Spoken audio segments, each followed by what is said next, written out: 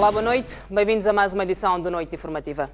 Mais de 1000 pessoas participaram ao princípio da noite de ontem do velório do constitucionalista Gil Sistac, assassinado na última terça-feira. Familiares, amigos e colegas do malogrado consideram brutal o assassinato do professor e exigem justiça.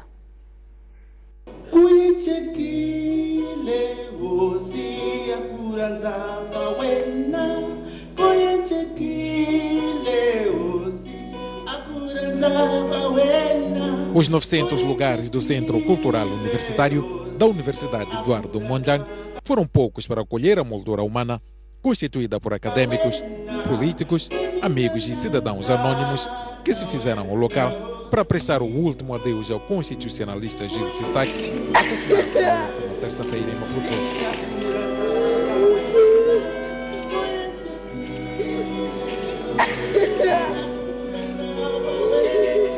O evento iniciou com um momento musical do grupo cultural da Universidade Eduardo Mondlane,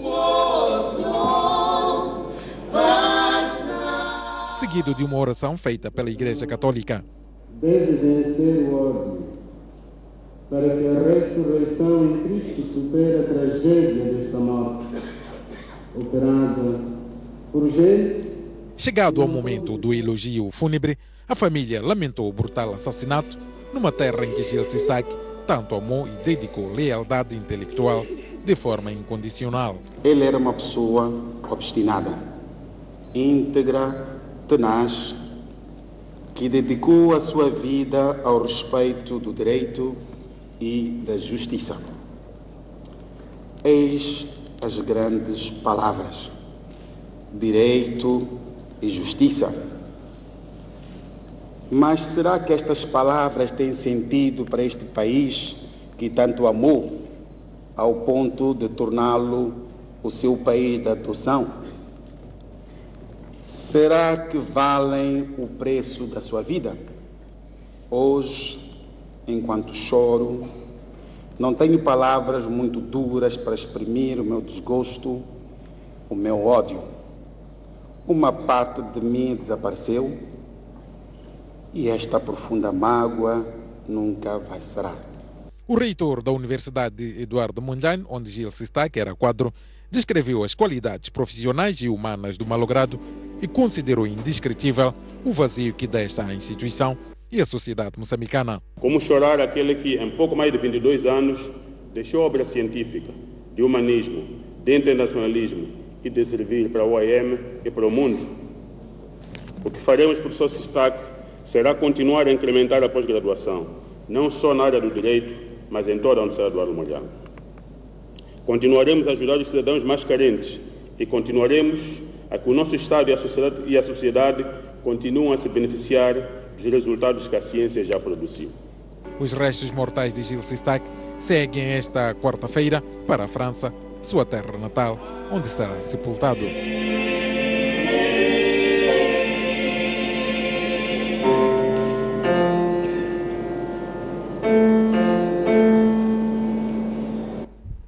O governo francês vai prestar apoio jurídico à família de Gil Sistac, por forma a levar o caso até a penalização dos autores do assassinato.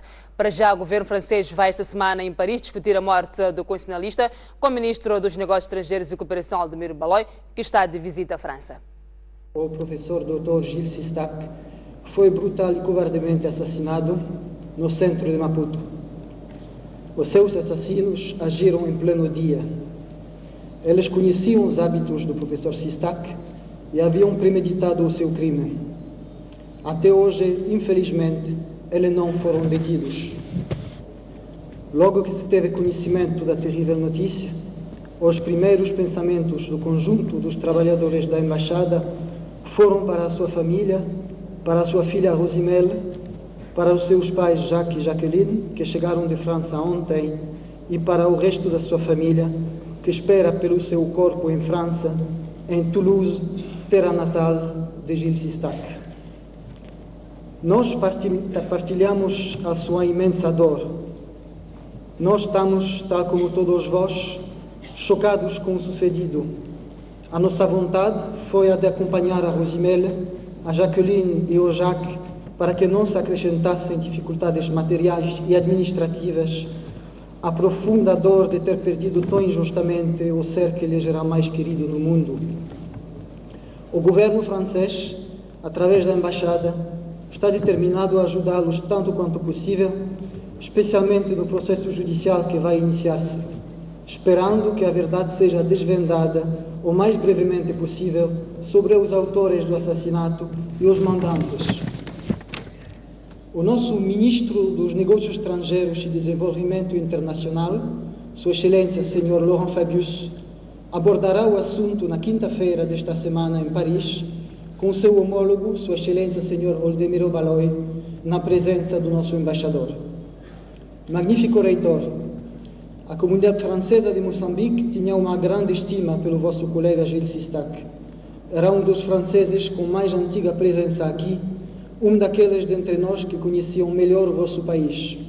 Ele era um traço de união entre a França e Moçambique. E para esta noite de quarta-feira, e como já é habitual, a noite informativa recebe 3 convidados, que são eles os senhores António Bueno, Silvério Ronguane e Eduardo Namborete. A todos muito boa noite, muito bem-vindos à noite informativa. Boa noite, obrigado. E quando estamos a analisar aquilo que são os assuntos que vêm marcando a atualidade, o assassinato macabro de Gilles Sistac continua, na verdade, a gerar reações vindas de todos os lados, de modo a que se esclareça este crime. Como acompanhamos, o governo francês deixou claro que vai dar todo o apoio à família, em particular o apoio jurídico, de modo a que se descubra os autores do assassinato e os respectivos mandantes.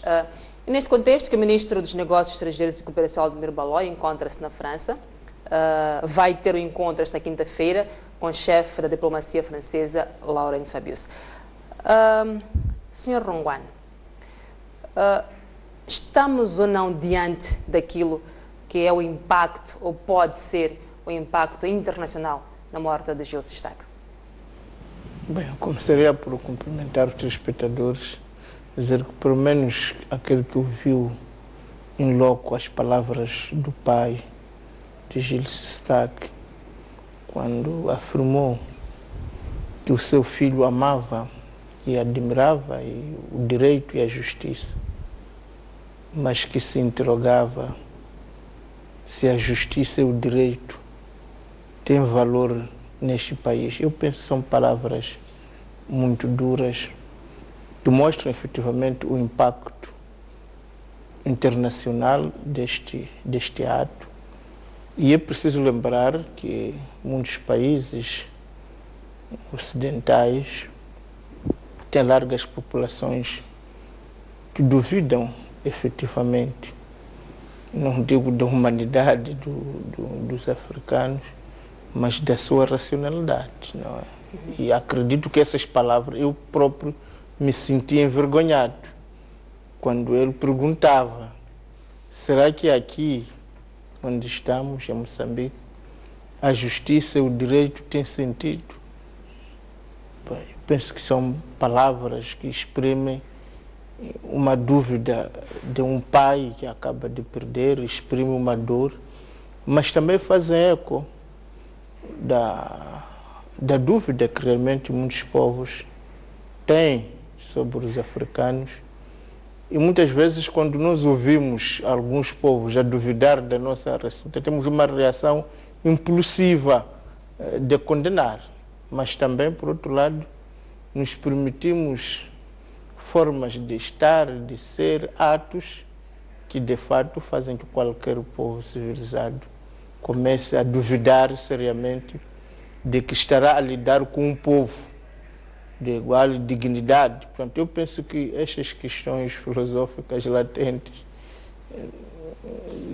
emergem quando de fato, porque qualquer cidadão moçambicano que conhecesse Gilles Sistac não compreende como é que teria sido barbaramente assassinado, não percebe as razões. Portanto, parece que o nosso Estado e a nossa sociedade precisam rapidamente lavar-se desta mancha que está a nos custar, à vista de outros povos, dúvidas reais de que sejamos um povo civilizado, um povo racional, um povo comprometido com a democracia. E acredito que este impacto internacional está aí, evidente, e não será pouco, quando portanto, o encarregado de negócios diz claramente que o chefe da diplomacia francesa vai se encontrar com o e vão falar deste assunto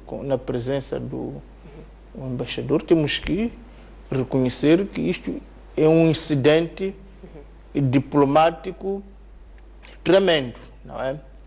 Quando se chama, já não foi o embaixador francês que foi chamado apenas. Exatamente. Chamou-se o chefe da diplomacia moçambicana, o que significa que o governo francês tem dúvidas e suspeitas de que este crime não terá sido um crime perpetrado por um bandido qualquer, mas que tem outras ressonâncias.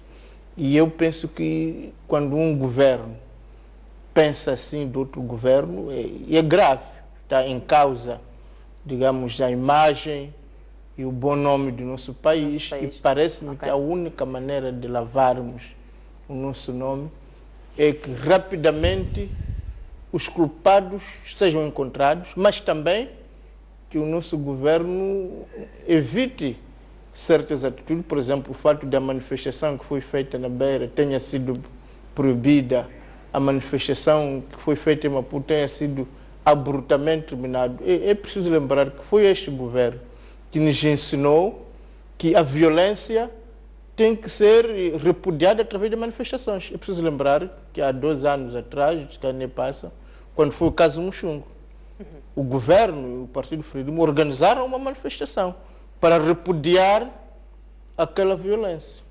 Agora, Eduardo Navarrete, é só um momento de dor, como dizia o Silvério Ronguane, estas palavras que foram ditas, ou é assim que a comunidade internacional olha para Moçambique, que é um país que não tem esclarecido aquilo que são os crimes que acontecem no país? Bom, também permita-me começar por saudar os telespectadores, os colegas do painel. Boa noite.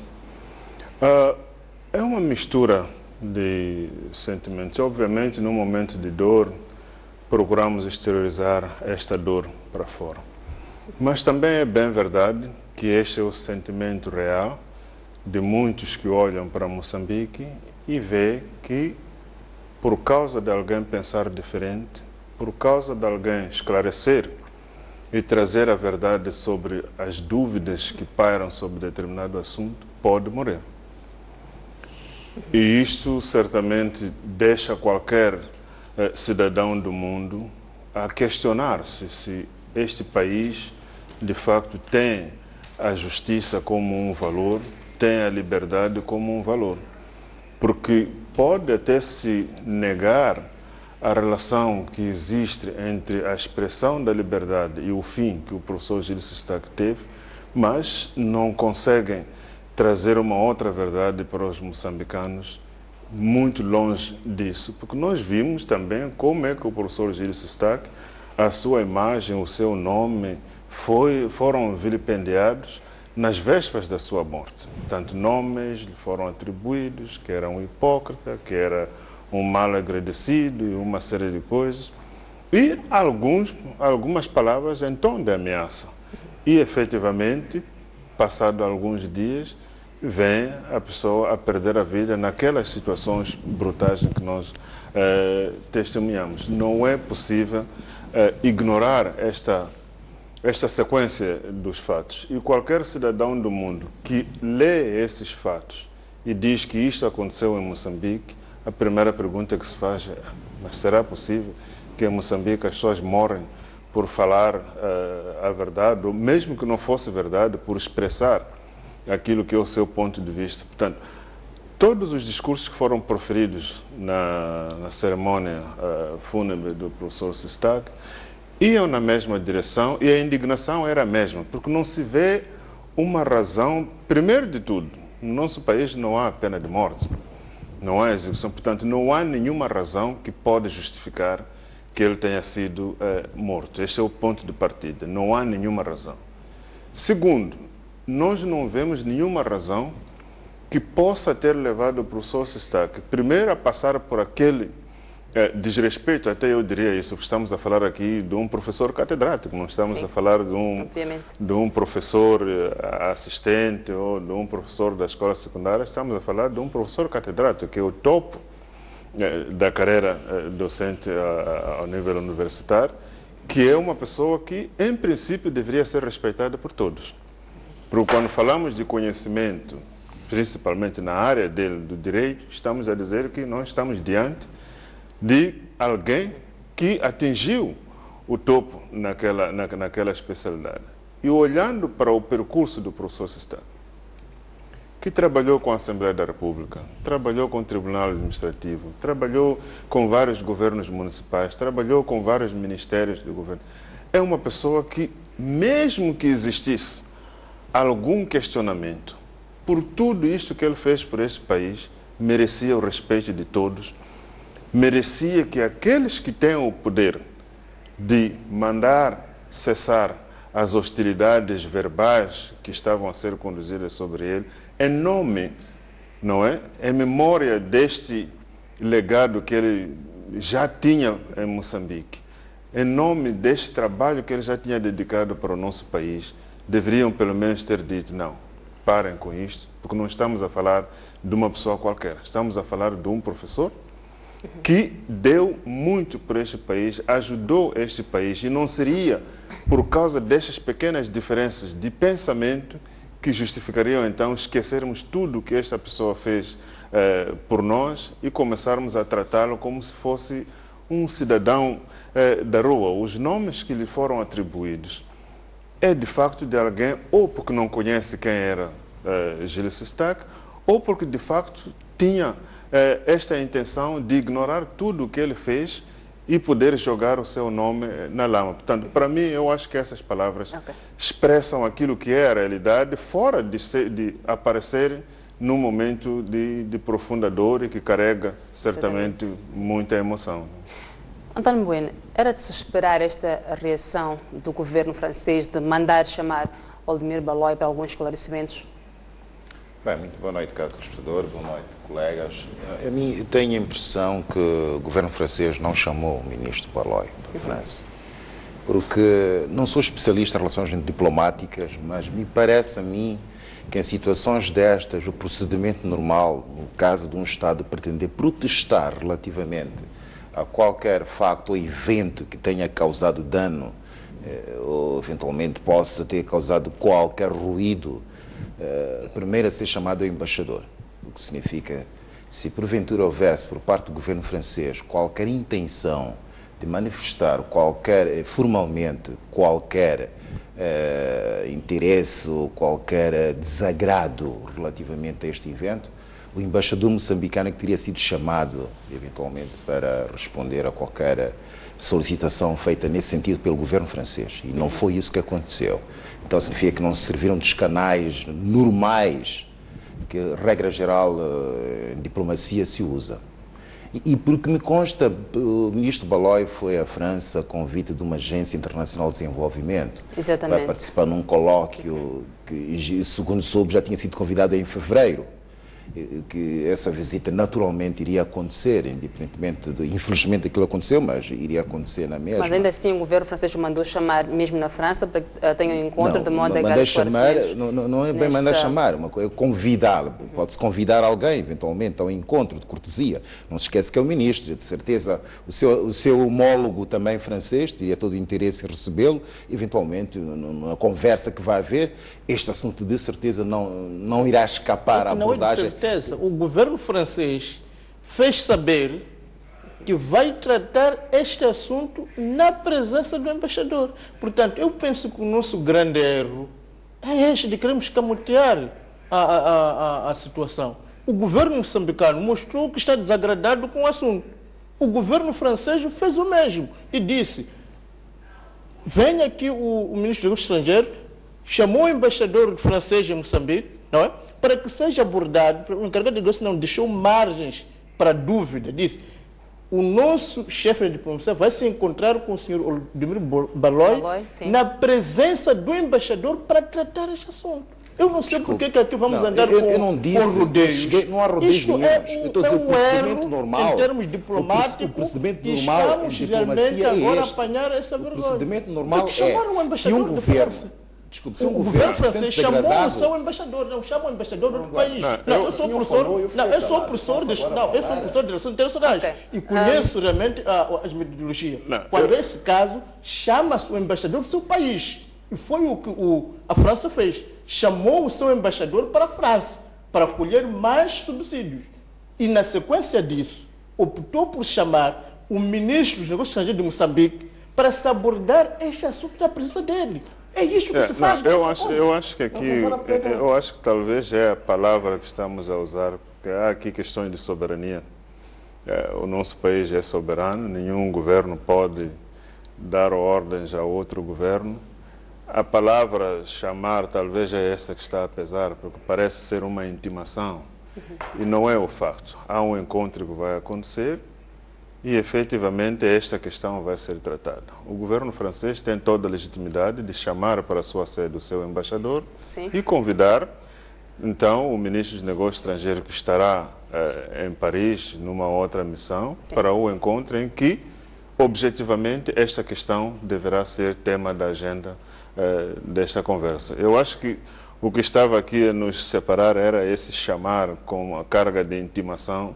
Talvez usarmos a palavra de que, pronto, agendou-se, convidou-se, porque efetivamente nenhum governo tem o poder de intimar o outro. E o nosso ministro de Negócios Estrangeiros representa o governo de Moçambique. A França não tem nenhum poder sobre o governo de Moçambique. É um Estado soberano, assim como a França. Há aqui uma relação de paridade, que não há ninguém que está acima do outro Estado, portanto não se pode intimar ninguém, quando muito se pode. Por isso que chamou o seu embaixador.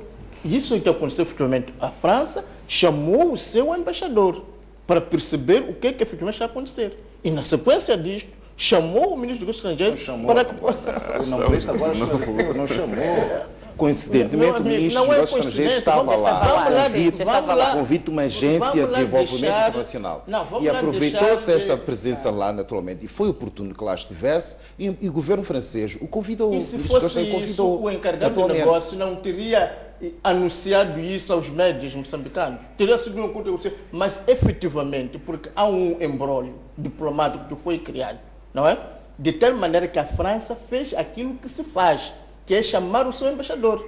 Nunca chama o embaixador de outro país, chama o seu embaixador. E falo, o embaixador está lá e, querendo mais, chamou também o chefe de negócios estrangeiros de Moçambique. Temos que aceitar isso, porque nós fazemos coisas e essas coisas nos levam a esses vexames. E depois vamos querer dizer que não aconteceu. Aconteceu.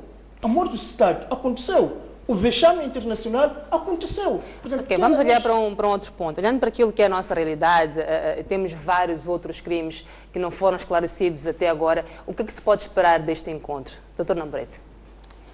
Bom, o encontro acho que não será mais do que aquilo que já foram os pronunciamentos feitos pelo ministro dos Negócios Estrangeiros a quando de encontro com os embaixadores aqui em Maputo.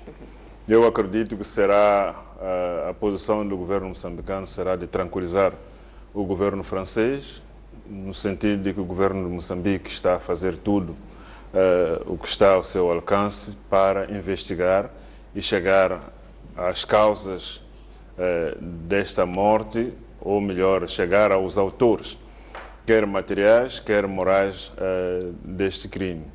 Portanto, mais do que este compromisso que o governo poderá assumir diante do governo francês, de que vai fazer tudo o que estiver ao seu alcance e que fará todo o esforço para pôr mão às pessoas que cometeram esse crime e levá-los à barra da justiça, eventualmente abrir também espaço para que o governo francês, querendo, poder dar o seu apoio nas investigações sobre este caso.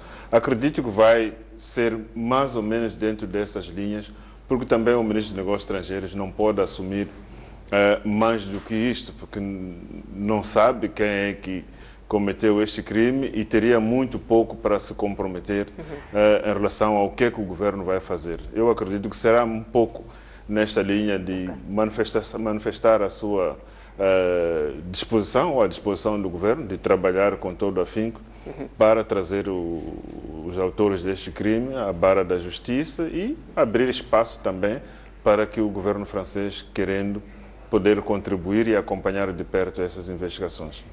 Silvério Ronguane, olhando para o atual cenário, para a reação do governo francês e assumindo que este crime será como os outros, não será esclarecido, como é que fica Moçambique perante a comunidade internacional? Bom, eu não quero assumir que o crime não vai ser esclarecido. Quero fazer fé de que este crime será esclarecido. Agora, é importante dizer, se nós como país, ou se o nosso governo, de fato, não conseguir demonstrar a distância que se espera que tenha deste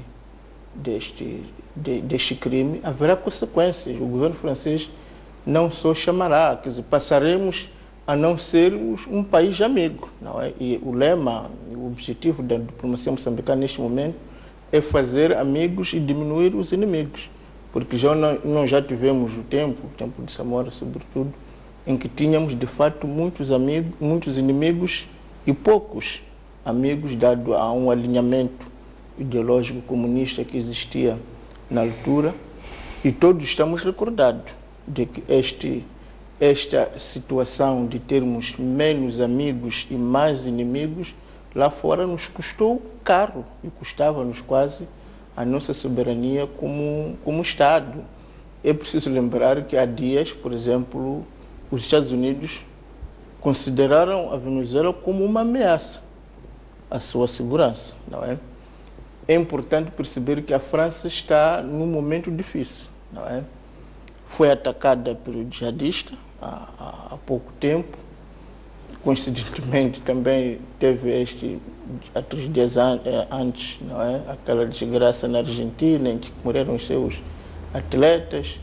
E junta-se também esta situação da morte de um cidadão de origem francesa em solo moçambicano. Portanto, o ambiente também, não é, que encontramos, que esta situação aconteceu, não é dos mais agradáveis. Portanto, isso pode efetivamente fazer com que a imagem que a França tem de Moçambique mude, não é? E quando muda a imagem, é preciso lembrar que um grande parceiro econômico, a Ematum, não é, que está ligado à França e muitos outros negócios. Portanto, parece-me que a mudança de imagem não é apenas só se pôr ao serviço, não. É preciso lembrar que acho que não passam 10 anos que teve um imbróglio com a Costa do Marfim.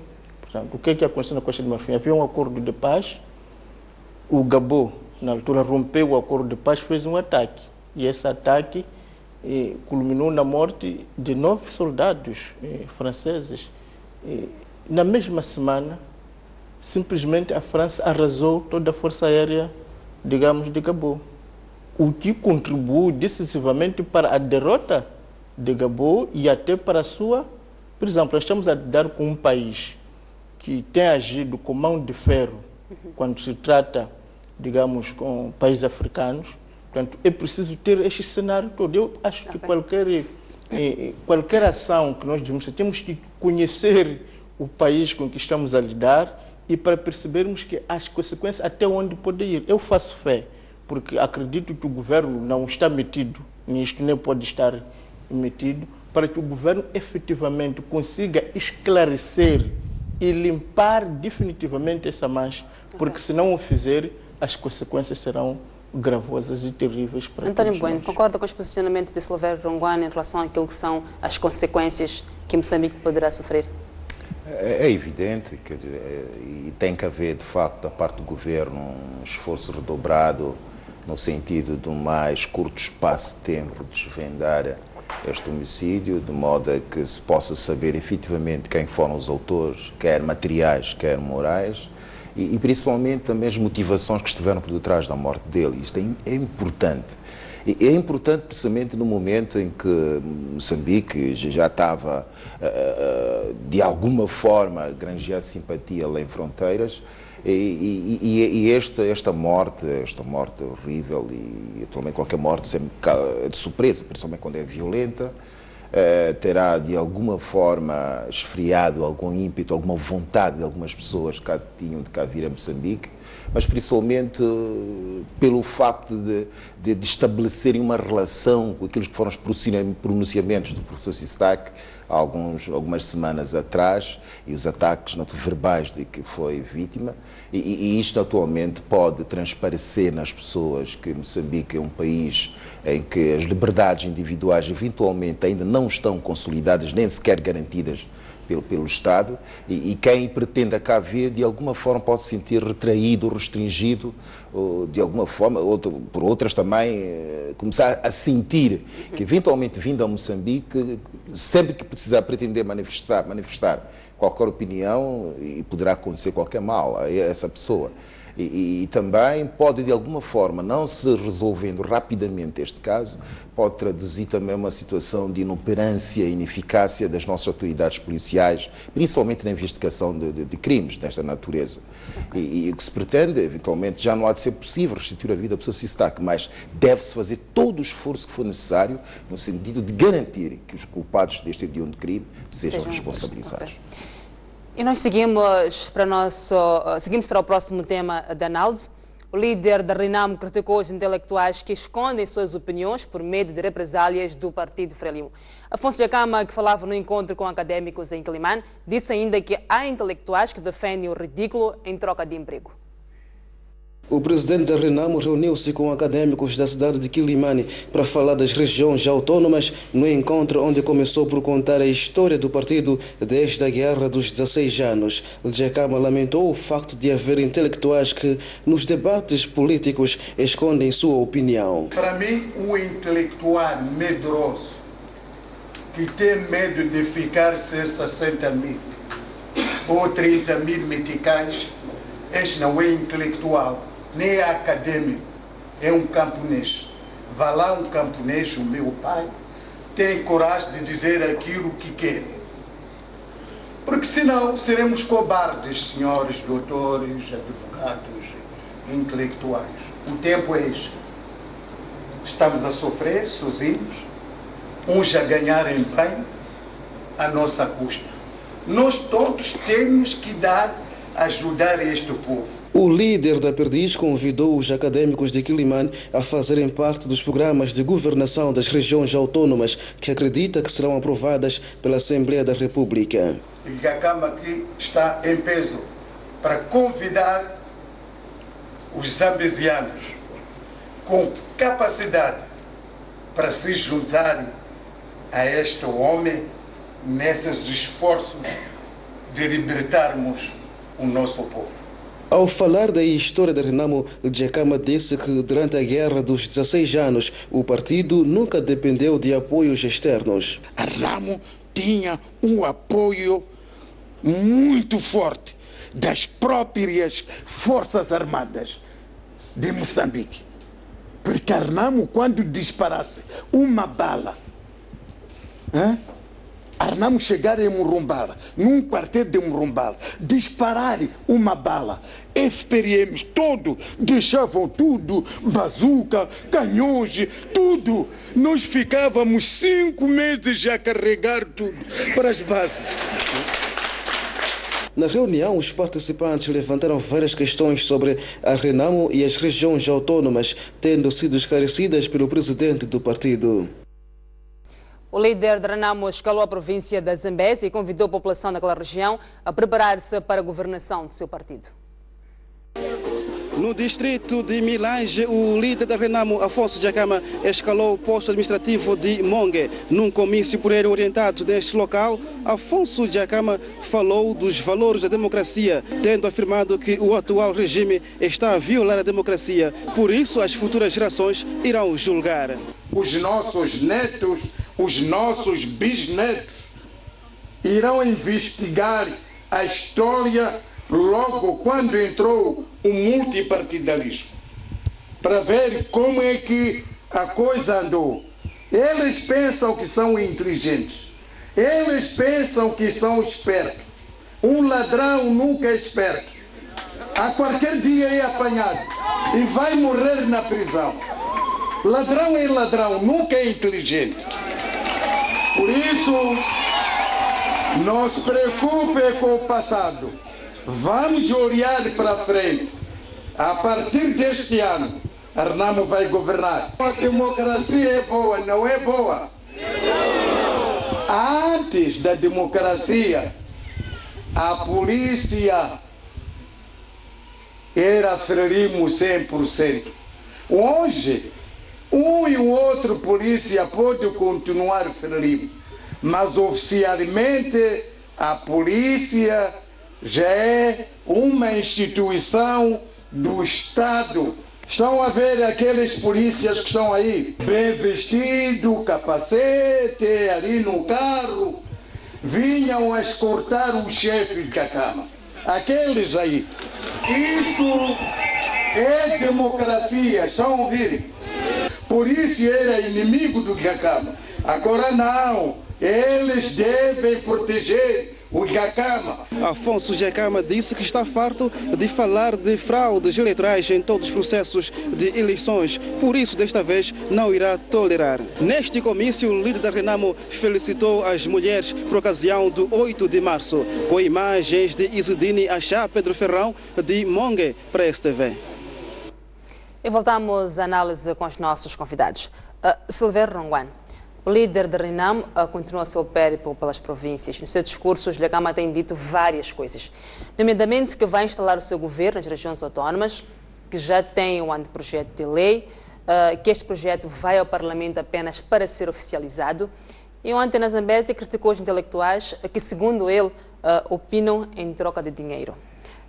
A questão é, como é que analisa o discurso de Afonso Gacama, olhando especificamente para o discurso de Niassa, quando diz que vai instalar o seu governo nas regiões autónomas? Bom, primeira coisa é que há uma linguagem que, pelo menos, eu não simpatizo com ela, a linguagem de falar de balas, de guerra. Eu penso que não é bom, porque estamos a falar dos nossos filhos, estamos a falar do nosso futuro. Temos que encontrar uma linguagem suave, como ele próprio diz, estamos em democracia, há que discutir desse. Penso que há um vocabulário, pelo menos eu, mas tenho que admitir que estamos num país com liberdade de expressão, mas pelo menos a mim me faz confusão quando a gente começa a falar de balas, de disparar, de bazuca, como se fôssemos inimigos uns dos outros. Eu não acho que nós tenhamos que ser inimigos uns dos outros, não? Embora perceba a frustração que ele possa sentir por ver o seu projeto político, se calhar não estará a ser posto em prática. Mas pelo menos eu queria me distanciar desse tipo de linguagem, porque eu acho que o que nós temos que fazer são um debate de ideias, não é demonstração de força de uns contra os outros, porque isso não nos levará a lado nenhum. Penso também que se todos os intelectuais... mas vamos chegar à questão dos intelectuais. Nós estamos na questão de instalar o seu governo nas regiões autónomas. Sim, por isso acho que há uma ligação, porque ele disse que a Assembleia da República vai oficializar. Exatamente, mas vamos lá chegar. Eduardo Namorete, que governo é este que a Renamo vai instalar? Isso ainda não temos aquilo que é verdade que já disse que ele tem um projeto, mas não se conhece o conteúdo deste projeto, o anteprojeto, ainda não foi ao Parlamento para debate, não se sabe se vai ou não ser aprovado. Verdade também disse que é para se oficializar, mas que governo é este que vai ser instalado? Bom, quando o presidente Afonso Gacama fala com tanta convicção, é que ele sabe efetivamente que este é o rumo que o processo vai seguir. Não nos esqueçamos que em todo este processo negocial, desde que o diálogo começou, vozes existiam que as propostas que a Renamo apresentava eram inconstitucionais e que não fazia nenhum sentido que essas propostas fossem aceitas. Foi a questão do pacote eleitoral e tantos outros assuntos que iam sendo discutidos, que muita gente dizia que isso não tinha nem perna para andar, era impensável ter que se levar isso.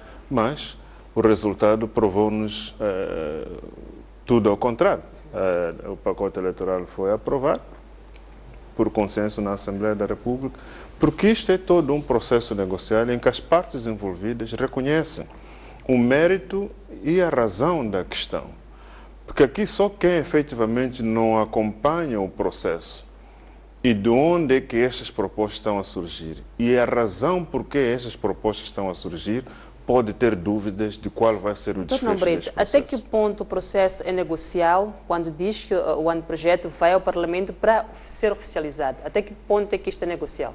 Certamente porque a essa fase é porque o assunto já foi discutido, já foi aprofundado.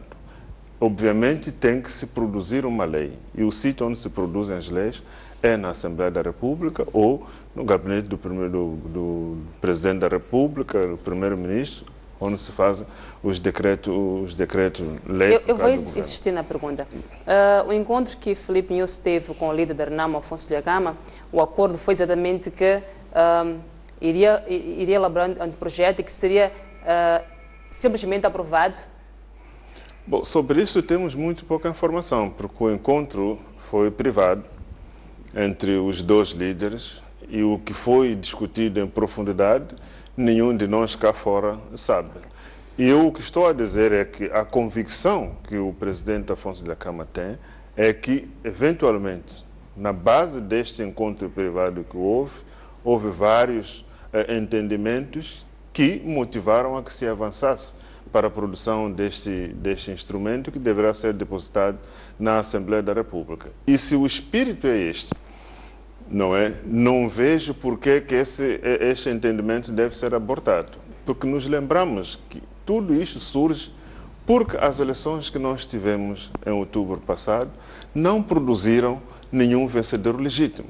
E há consciência de que, efetivamente, as eleições não produziram nenhum vencedor legítimo, então há que se encontrar uma solução pacífica. E a proposta que foi avançada pelo presidente Afonso Dhlakama, primeiro do governo de gestão, que não foi aceite a tempo, e segundo, esta de governar as províncias onde efetivamente teve a maioria dos votos. E nas discussões que os dois líderes tiveram, esta foi a proposta que o presidente Afonso Dhlakama colocou.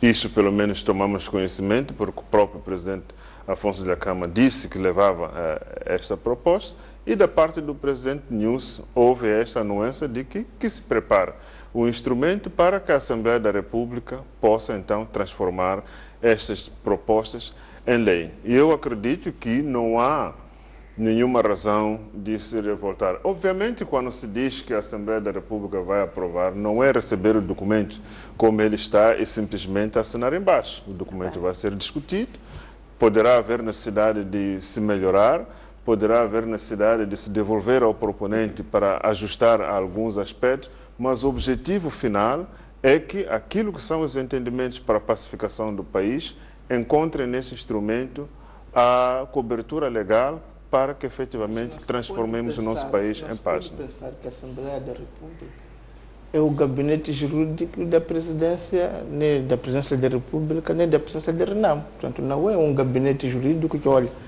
a nossa ideia é esta, então vamos entregar o documento ao gabinete jurídico simplesmente para colocar numa linguagem jurídica. Eu penso que é preciso que se distinga muito bem que a Assembleia da República é um órgão soberano, portanto, com a sua própria autonomia. É evidente que em qualquer país do mundo pode haver acordos políticos interpartidários.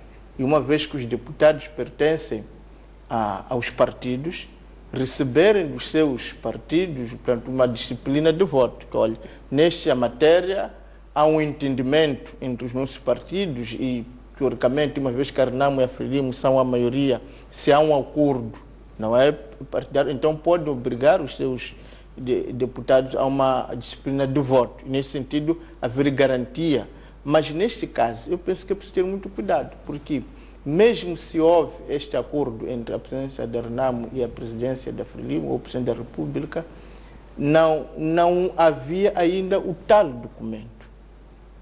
Não é? Portanto, houve um acordo, um entendimento em termos abstratos, mas não havia o documento, este documento que o Sr. Dhlakama trouxe para aqui, nós, como Frelimo, como Presidente da República, concordamos, mandamos agora à Assembleia da República e vamos pedir aos nossos deputados uma disciplina de voto. Não houve. Portanto, é um documento que está a ser produzido, é um documento que deve ser analisado. Portanto, parece-me que não se trata de uma simples oficialização. Não. É preciso respeitar, a Assembleia da República vai poder analisar.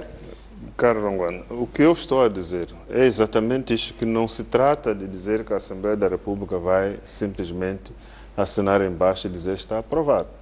Mas é preciso entender aqui que a Assembleia da República representa os moçambicanos. E, neste momento, a preocupação fundamental de todos os moçambicanos é a estabilidade do país.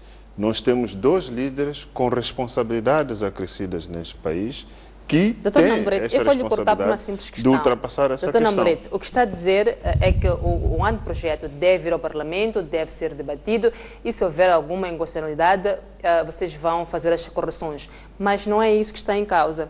O que o líder Renamo disse é que o anteprojeto vai ao Parlamento apenas para ser oficializado e não para pedir a Frelimo a aprovação.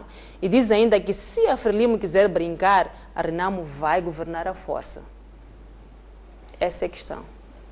O que o presidente Afonso Dhlakama disse, se eu bem entendi, é que não há possibilidade de não se aprovar o instrumento para corporizar as províncias autónomas. Porque não havendo isto, significa que os entendimentos que foram alcançados, todo o esforço que foi feito de se negociar uma saída pacífica, vai por água abaixo. Okay. Portanto, não estou a ver ninguém, nem a Assembleia da República, nem a Presidência da República, interessada em que o caminho da paz seja ignorado e se crie oportunidades para haver outras soluções para o diferente. Portanto, esta é que é a questão de fundo. Não se trata de... não se pode trocar vírgula, não se pode fazer... Tudo que a Assembleia tiver que fazer, vai fazer dentro do seu livre-arbítrio. Mas, de modo a que no sem fim perder, seja aprovado. Sem perder a essência, por que este documento está a ir para a Assembleia da República, qual é o objetivo fundamental que é esperado por todos os moçambicanos. Isto é o que está no cerne da questão que o presidente Afonso Dhlakama está a colocar. Que se faça tudo o que tiver que se fazer. E eu me lembro, em algumas ocasiões anteriores, ele próprio disse, estaremos dispostos para poder receber o documento de volta, se tivermos que fazer correções, sem problemas nenhuns. Eu vou voltar a essa questão, porque de fato ele disse isso. É preciso, mas ouvir que este documento, a finalidade, o ponto final, o que aqui está-se a dizer que não pode acontecer, é no fim a Assembleia dizer que não há nada. Este documento não há nem este, nem corrigido, no entendimento da maioria parece que houve aqui uma mudança de discurso. Quando diz que vai ser oficializado, parece que houve uma mudança de discurso. Mas vamos ouvir o António Bueno em relação às últimas declarações de Afonso Dhlakama, quando diz que o anteprojeto vai ao Parlamento para ser oficializado. Exato. E que se não for aprovado, a Renamo vai governar à força. Não, com esse discurso é evidente que os deputados ficam numa situação de estarem entre a espada e a espada. O que significa, ficam sem nenhuma alternativa, se não aprovar a proposta que eventualmente irá ser submetida pela Renamo no Parlamento.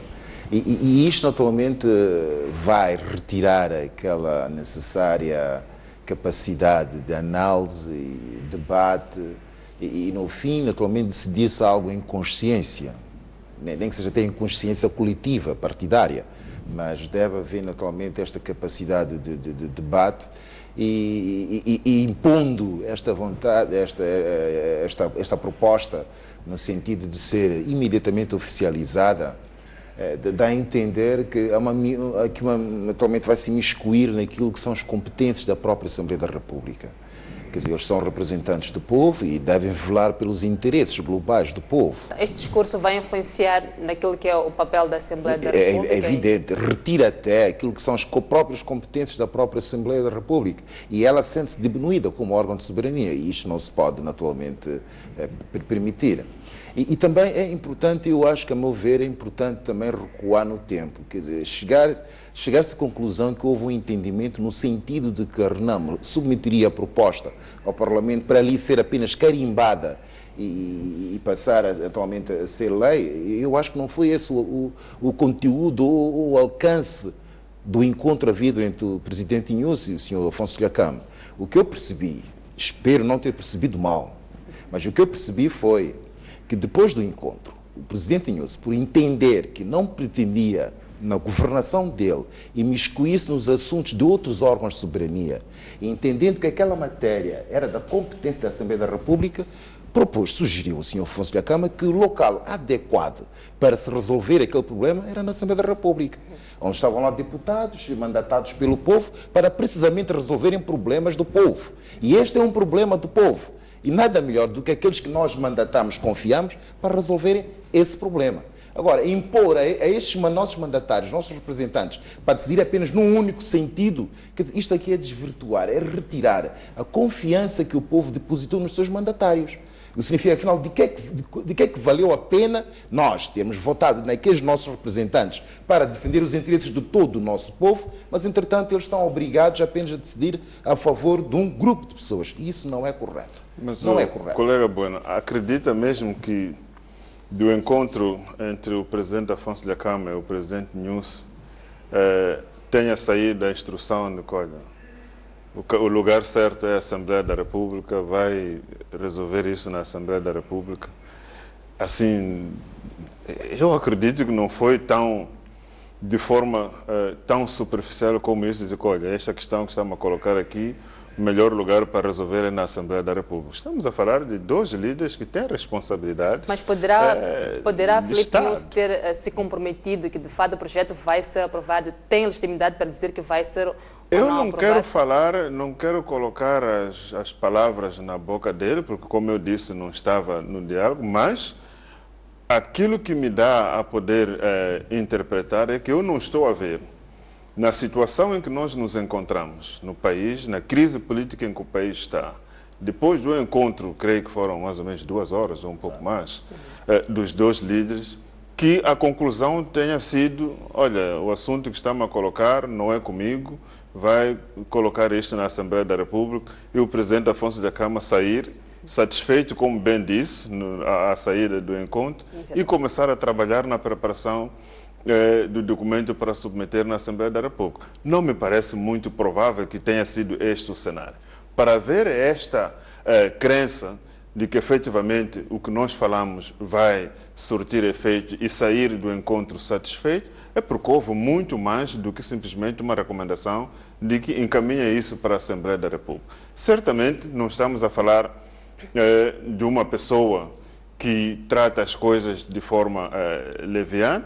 Eu faço parte do diálogo político. A discussão que houve para que o pacote eleitoral fosse aprovado foi mais ou menos no meio de um processo negocial, quando chegamos a uma conclusão de que efetivamente havia um entendimento, mas que o caminho para materializar aquele entendimento era a Assembleia da República. Foi isto que foi feito. Desta vez, a Renamo tomou para si a iniciativa de produzir este instrumento. Poderia até ser o próprio governo, a própria Assembleia da República, dizer, olha, temos aqui um problema, para que a lei serve? A lei serve para resolver o problema. Temos um problema e a solução que os nossos parceiros ou a nossa contraparte nos apresenta é esta. Eventualmente, aos olhos de quem estava a receber a proposta, pode ter parecido uma proposta razoável, mas que carecia de outros condimentos legais e que deveriam ser produzidos e em sede própria serem analisados. Esta é a minha visão, daí que eu acredito que não é uma proposta simples de que, olha, isso não é comigo, é com a Assembleia da República, e alguém sair e começar a trabalhar nesta perspectiva. Não. Certamente que houve algum trabalho profundo, algum entendimento profundo que deu esta crença, não é, ao presidente Afonso Dhlakama de sair do encontro primeiro satisfeito, aliás, não satisfeito, muito satisfeito, acho que foi esta a expressão como todos nós podemos acompanhar. Que ele usou, e começar com toda a força a produzir o seu documento, que disse que já tem o documento pronto. Silvério... Mas desculpe, ainda sobre esta questão, é evidente, só quem esteve na sala é que pode saber efetivamente o que é que se discutiu. Mas é que a mim faz questão, não estou a ver um chefe de Estado, eventualmente, a comungar de uma ideia ou aceitar apenas uma ideia, e na altura ainda era uma ideia vaga. Agora é que está-se a tentar traduzir essa ideia em algo de concreto. E o senhor da Câmara disse que já tem a proposta dele na pasta, então já existe, do ponto de vista dele, algo em concreto. Mas de antes não existia nada em concreto. E não estou a ver como é que o chefe de Estado iria se comprometer apenas com uma ideia, algo que não traduzisse ainda, algo palpável, algo que pudesse ser materializável. Quer dizer, não faz sentido aceitar. A ideia já existia, era prática, governar nas províncias onde teve a maioria. A ideia ainda é uma ideia. Agora, esta questão ainda é uma ideia. Agora como governar é que é preciso depois traduzir isso aí em aspectos concretos que possam ser materializáveis. A questão concreta existia. Vamos governar onde nós tivemos maioria. Qual é o enquadramento legal disto? Até podemos dizer, ok, concordo com a sua proposta, mas precisamos de ter um enquadramento legal para esta proposta. Daí se levantou o debate sobre a constitucionalidade ou não deste facto, que para nós foram também parte dessas discussões, que muitas pessoas não tiveram como argumentar o que o professor Gil Sistac estava a defender, que começaram a insultá-lo, a chamar nomes e tudo mais, até a sua própria morte. Portanto, esta é a transformação em instrumento jurídico para que esta proposta, de facto, tenha sustentação legal. Doutor Lambrete, não perca o seu fio de pensamento. A noite informativa sai para um breve intervalo. Voltamos para a segunda hora. Fique desse lado e continue a acompanhar-nos. Até já.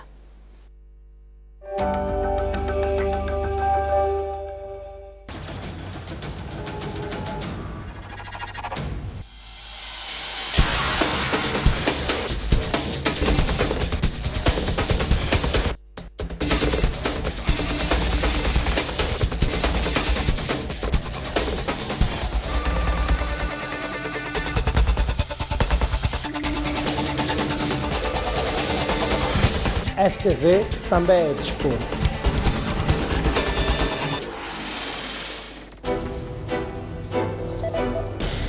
A sinistralidade rodoviária tem vindo a subir no país. Os dados são assustadores. 4.000 acidentes de viação ocorrem anualmente no país, resultando cerca de 2.000 vítimas entre mortos e feridos graves. Quais são os reais fatores deste problema que estamos aqui a debater? É exatamente a corrupção. O sentimento de fraude está generalizado. Consequentemente, há problemas. Agora é preciso ir à luta. Cada um de nós tem que se transformar também numa solução. Somos exigidos muito mais daquilo que são responsabilidades de outras pessoas. Aquela sociedade que está dentro daquele My Love, seria um pouco absurdo por nossa parte, nós da polícia, obrigá-los a descer. My Love não é membro de nenhuma associação. Nós temos que compreender, sim senhor. Não tem licença, portanto é um pirata.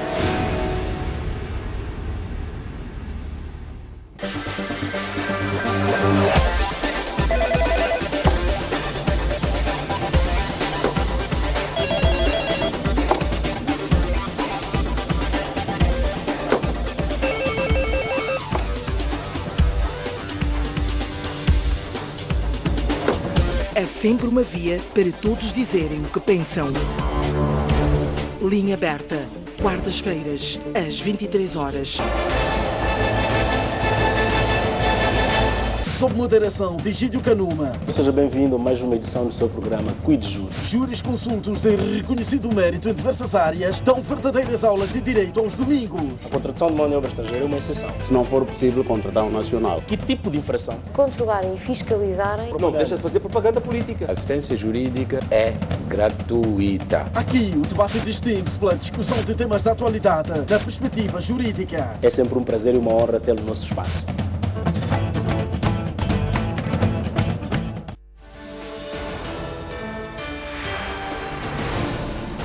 A economia está a crescer e o país a mudar. Para lhe dar a verdadeira dimensão destas mudanças e mostrar-lhe o país real, criamos o Jornal do Centro. A partir de agora, o que acontece em Sofala, Tete, Manica e Zambásia chega até si em tempo real. Olá, está a começar mais uma edição do Jornal do Centro.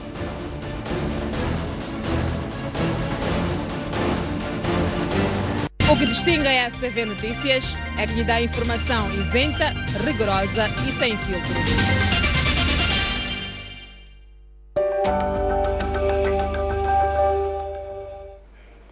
Uma vez mais, muito boa noite. Estamos de volta para a segunda parte desta noite informativa e continuamos com as nossas análises. A palavra ao Dr. Namoreto, mesmo para terminar o seu fim de pensamento. Bom, para terminar, o que eu estava a dizer é que nós temos que ler esses eventos todos olhando para os antecedentes de toda a crise. Portanto, nós não estamos numa situação de normalidade, vamos dizer assim. Estamos a tentar ainda resolver os problemas provocados pela crise eleitoral.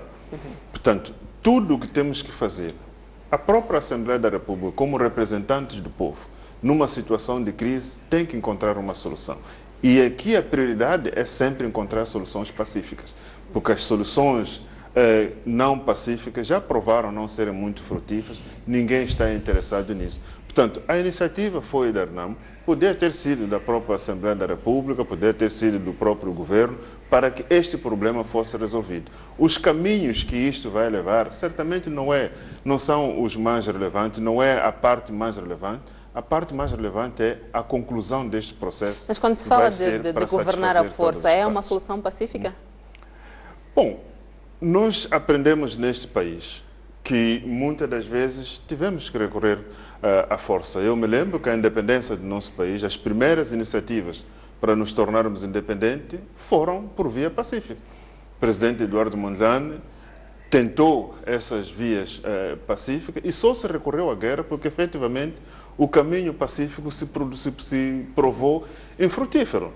A democracia que nós estamos a viver hoje, estas liberdades foram pedidas ainda pela via pacífica, reclamamos essas liberdades, porque não era isso que os moçambicanos esperavam da independência. Esperavam a independência, não só a libertação da terra, mas também a libertação do homem, se sentir livre. E não foi possível se conseguir isso, foi preciso algum grupo de jovens pegarem armas durante 16 anos para se conseguir a liberdade de que hoje nós gozamos. Portanto, é parte da nossa história de que sempre que não conseguimos resolver os problemas por via pacífica, temos que recorrer a vias não pacíficas para se atingir o objetivo.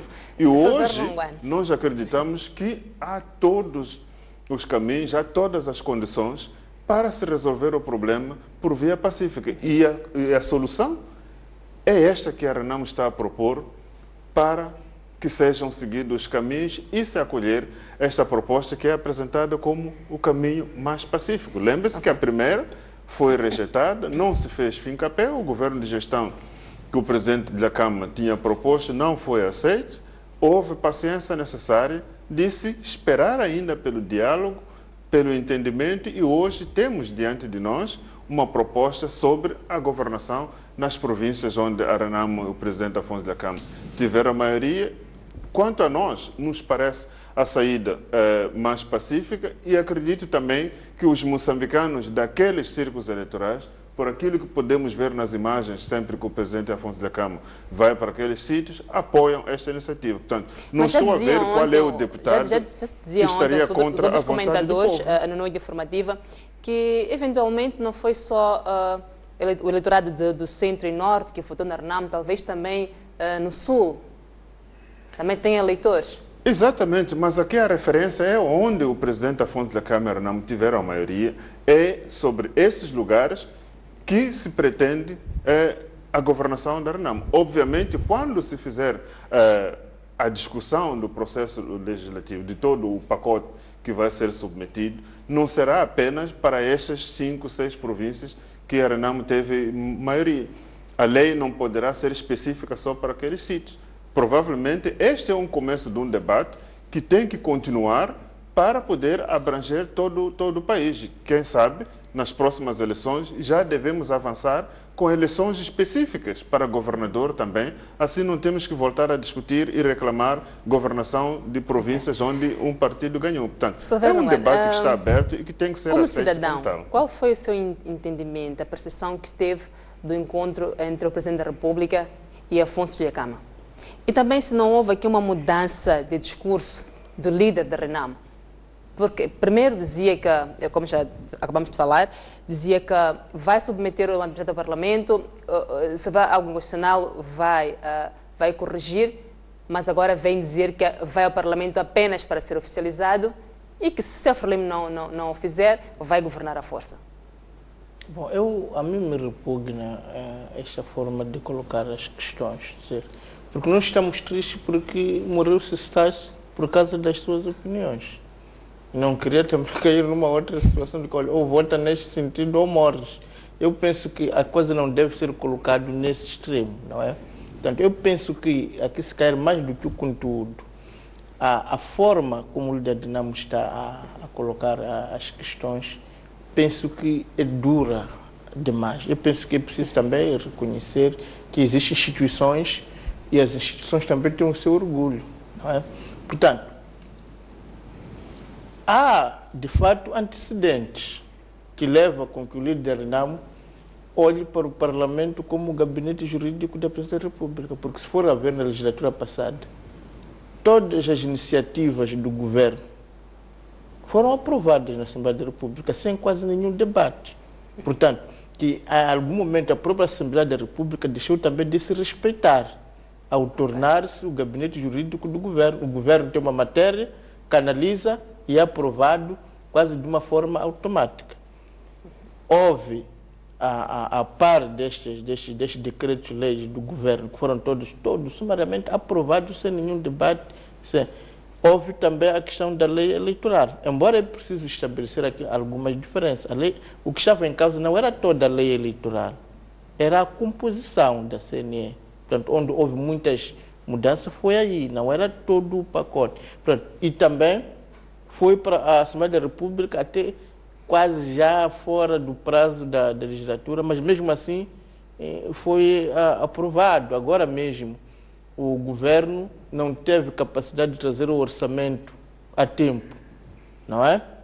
Por causa das cheias, por outras explicações. A verdade é que a Assembleia logo deliberou estender o prazo. Portanto, há aqui uma série de precedentes que faz com que as lideranças moçambicanas, os moçambicanos, comecem a olhar para a Assembleia como um gabinete jurídico do governo.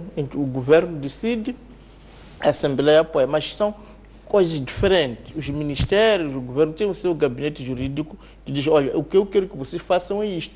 E aquele gabinete jurídico não tem outra saída senão fazer aquilo. Sim. Uma coisa é a Assembleia da República, que tem uma autonomia própria, que tem a sua forma de funcionar, que lhe é própria e é soberano, sobretudo. Parece-me que há ou não há entendimentos políticos entre os partidos, mas é preciso também criar-se um ambiente em que os deputados possam poder decidir num ambiente de paz e de liberdade, porque eu não posso realmente me opor à morte de Sistak por emitir uma opinião, depois de me sujeitar a uma outra pressão de igual teor.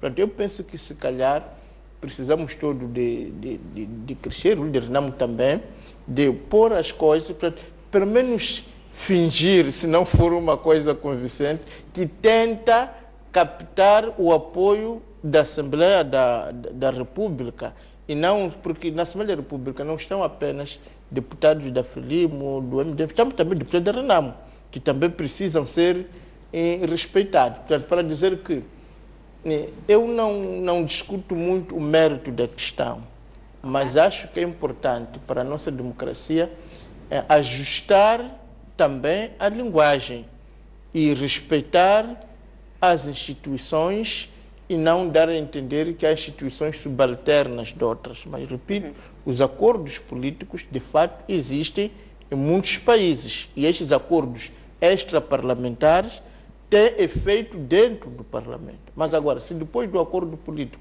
as pessoas também não mostram nenhum respeito, nenhuma tentativa de captar a simpatia do país, vocês vão aprovar isso, ou eu aprovo ou aqui há guerra. Parece-me que não é assim.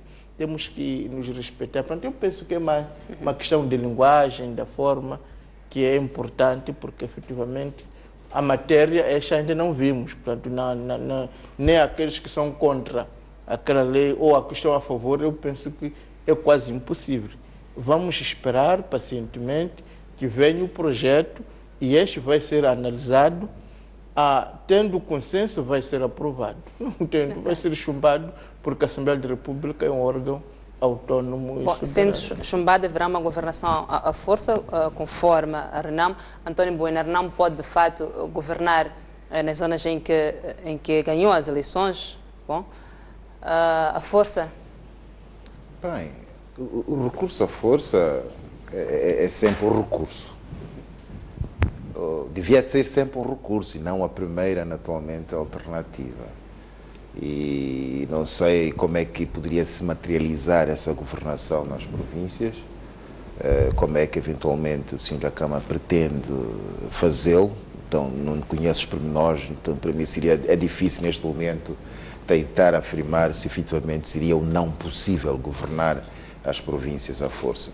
Mas também, e até concordando com o Ronguano, é que acho que um aspecto que é importante frisar é que nós não podemos criticar outras pessoas por eventualmente limitarem as nossas liberdades pessoais, que é a de expressão, de opinião, quando nós também logo a seguir impomos também essa limitação. O que significa que remeter a proposta para a Assembleia para oficializar, porque isto é aprovar pura e simplesmente, isto é limitar naturalmente a liberdade dos próprios deputados em primeiro lugar, não é? Mas também, quer dizer, o facto de pôr em causa a própria instituição Assembleia da República. E nós, de facto, temos que começar a ter uma cultura de Estado, sabemos respeitar as instituições públicas do Estado, principalmente os órgãos de soberania, que nós temos de saber quais são as atribuições, quais são as competências desses órgãos de soberania e, em face disso, nós termos também a hombridade suficiente para nós respeitarmos esses órgãos de soberania. Agora, nós começamos a ter uma atitude de subalternizar, inferiorizar e até não dar o valor merecido a esses órgãos, de facto, não ajuda, não ajuda. E isto pode transmitir até uma ideia, com devido respeito, mas transmite uma ideia. Antes de assumir o poder, já tem atitudes destas jaez, agora é só imaginar o dia que chegar ao poder, o que é que eventualmente pode acontecer. Um outro aspecto que acho que é relevante... Lembra-se, colega Bueno, que eu acredito até que muito antes dos pronunciamentos do Presidente Afonso da Câmara, na altura, apenas dizia que iria submeter o anteprojeto na Assembleia da República em tempo útil, delegações da Comissão Política da Frelimo, que nem sequer conheciam o projeto, já davam ordens à Assembleia da República para não conhecer este instrumento, para não nem sequer discutir este instrumento. Então, acho que quando fazemos críticas de subalternizar a Assembleia da República, também temos que olhar do outro lado e ler um pouco a sequência dos eventos e vai perceber que, efetivamente, é o Partido Frelimo que não dá este valor à Assembleia da República de receber os projetos de quem quer que seja com iniciativa de lei, conforme está prescrito, submeter os documentos, serem discutidos, serem aprovados ou reprovados de acordo com seu mérito. Mas muito antes disso acontecer, já existiam vozes que diziam que nós já temos uma posição, não precisamos nem sequer tomar conhecimento desse instrumento. Então, eu acho que as palavras são boas, de facto, todos nós queremos que as nossas instituições sejam credíveis, mas é preciso que todos os moçambicanos estejam atentos àquilo que pode colocar o país fora dos caris. Esta é que é a preocupação fundamental. Quanto a mim, tudo que for feito, desde que seja para trazermos o país de volta para a paz. Aquilo que pode dar alguma indicação de que o país vai sair fora dos caris, eu acho que os moçambicanos devem consentir qualquer sacrifício para manter o país em paz. Mesmo assim, não, é que é o seguinte, é que mesmo esta necessidade extrema que nós temos de garantir a paz neste país, não podemos, ninguém nos pode impor apenas uma única solução. Porque pode não ser a melhor solução neste momento, Nós temos que ver, porque é que a Renamo já impôs uma solução, não admite outra. A outra parte ao dizer que apenas para oficiar, não está admitindo nenhuma outra solução. A Frelimo nunca apresentou. É no diálogo, é no debate que nós vamos discutir, vai-se amadurecer as várias ideias e depois vamos ter a melhor proposta para todos. Bom, a discussão na Assembleia da República surge exatamente quando se reconhece ou se conhece o instrumento que é submetido e se discute e se apresenta uma proposta ou uma contraproposta. A Frelimo nunca apresentou nenhuma contraproposta e nunca se manifestou disponível para discutir a proposta. Esta é que é a questão de fundo. Não, mas a proposta vai ser apresentada pelo menos, agora, não é? Mas só que antes dela ser apresentada, a Comissão Política da Frelimo já andava pelo país a reprovar a proposta que ainda nem sequer tinha tomado conhecimento dela. Não, mas pelo consta, e é oficial, e a Presidente da Assembleia da República confirmou, está à espera de receber a proposta. A Presidente da Assembleia da República. Eu estou a falar da... Aliás, foi a única pessoa que teve um posicionamento diferente dos restantes membros que foram espalhados pelo Partido Frelimo em todo o país. Foi a única pessoa que assumiu a posição de facto, alguém que representa o povo. Quanto aos outros, a preocupação era fazer a mobilização da população para nem sequer reconhecer a proposta que é submetida pela Renamo. Isto é extremamente grave quando se fala de diálogo e a outra parte nem sequer se predispõe para poder receber a proposta e discuti-la. Essa mudança do discurso do líder da Renamo é também culpa da Frelimo, então, porque essas brigadas disseram que de fato não vão aprovar o anteprojeto, mesmo antes de ter conhecimento do conteúdo. Que é de facto uma coisa muito, até falta de cortesia, não é? Quando nós temos um sítio onde vamos discutir um determinado assunto, alguém antes mesmo de colocar o assunto na agenda já o reprova. Quer dizer, no mínimo é dizer vamos esperar para ver o documento ou vamos nos preparar para o debate que vamos ter na Assembleia da República quando esse documento chegar. E não, antes mesmo de conhecê-lo, fazer campanhas para poder desacreditar este instrumento. Que alternativa é que você dá quando você diz por todas as palavras que eu não quero diálogo? Esta é que é a mensagem que se transmite quando se reprova uma coisa que nem sequer se conhece. É porque não há vontade para dialogar, não há vontade para discutir a proposta, portanto, não se deixa outro espaço para outra parte. Quando você envia a mensagem de que não quero discutir, lembre-se que o diálogo político está a decorrer na Joaquim Chissano. O começo foi bastante lento, porque a posição do governo era exatamente esta. Não temos nada para falar com a Renamo. Durante muito tempo, a posição do governo foi esta. Não ao diálogo, não temos nada para discutir com o governo. Vão para a Assembleia da República. Isto não é forma de resolver os problemas do país. Levou-se muito tempo para depois aceitar que, afinal de contas, os assuntos que estavam a ser propostos para dialogar eram assuntos de interesse nacional. Aí começou o diálogo. Temos agora outro assunto de interesse nacional. A Comissão Política da Frelimo também avança na mesma direção. Não queremos falar sobre isso. E vai depois dizer, está bom, vamos discutir. Nós não podemos perder tempo. O país está à espera de soluções. O país tem que crescer. O país tem que se desenvolver. Temos muitos assuntos por resolver, todos em conjunto. Temos que ter esta abertura de dialogar. Se temos outra proposta melhor, vamos colocar na mesa, vamos discuti-la. Severo Ranguano, um outro aspecto penso que é importante é a questão temporal. A Renamo adiantou que vai instalar o seu governo entre abril e maio. Acha que é uma mera coincidência ou é uma forma de condicionar a agenda parlamentar? Bom, eu penso que a Renamo tem direito a ter sonhos, a ter perspectivas, a ter seus prazos, desde que isso sejam prazos que a Renamo se fixa a si mesmo e ela acredita. Agora, que seja, que tenha que ser isto que tem que ser, eu penso que é aí onde se calhar é preciso distinguir. Portanto, parece-me que qualquer partido tem direito de dizer, olha, na minha planificação, até o mês X vai acontecer isto, até o mês X vai acontecer isto.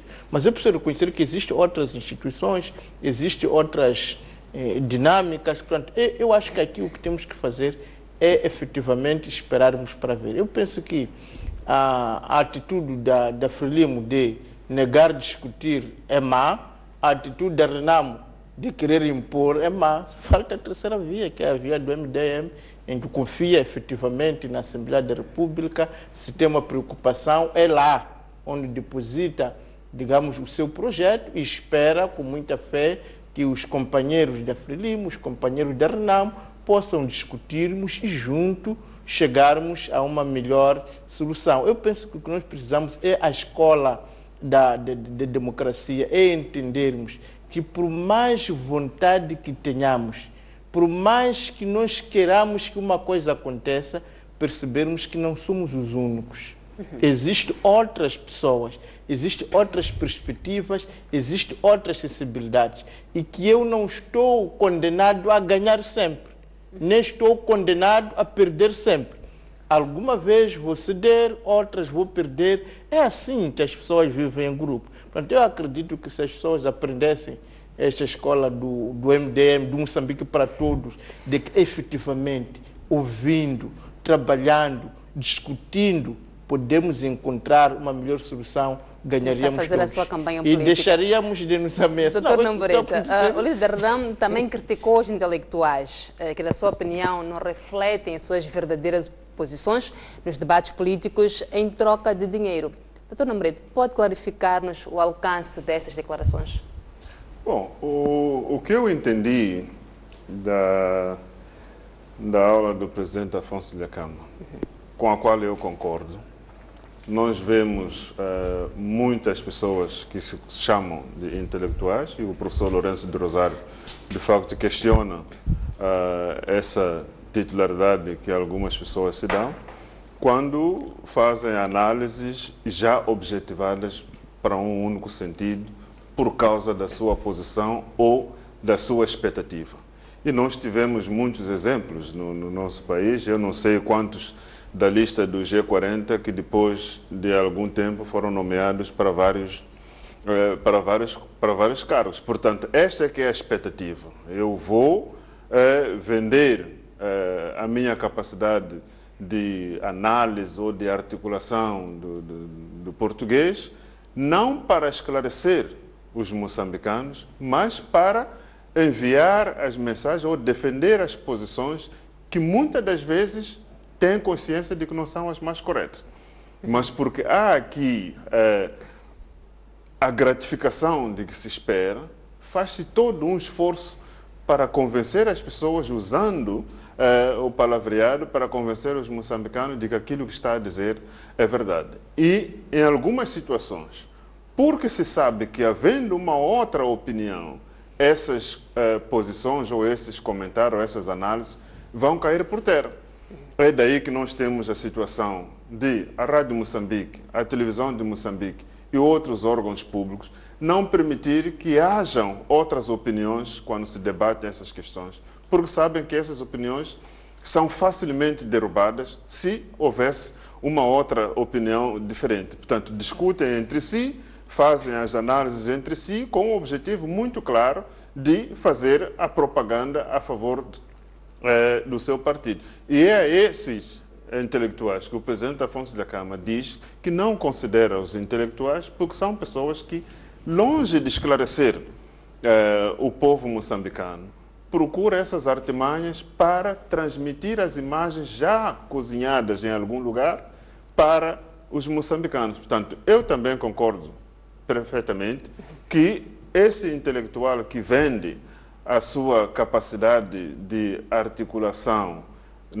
não para transmitir a verdade ou para iluminar os moçambicanos, como fez o professor Gil Sistak, esses de facto são, até diria, pessoas que não devem se chamar de intelectuais. Okay. Porque nós temos, o povo tem a esperança daqueles que sabem um pouco mais iluminar aqueles que sabem menos.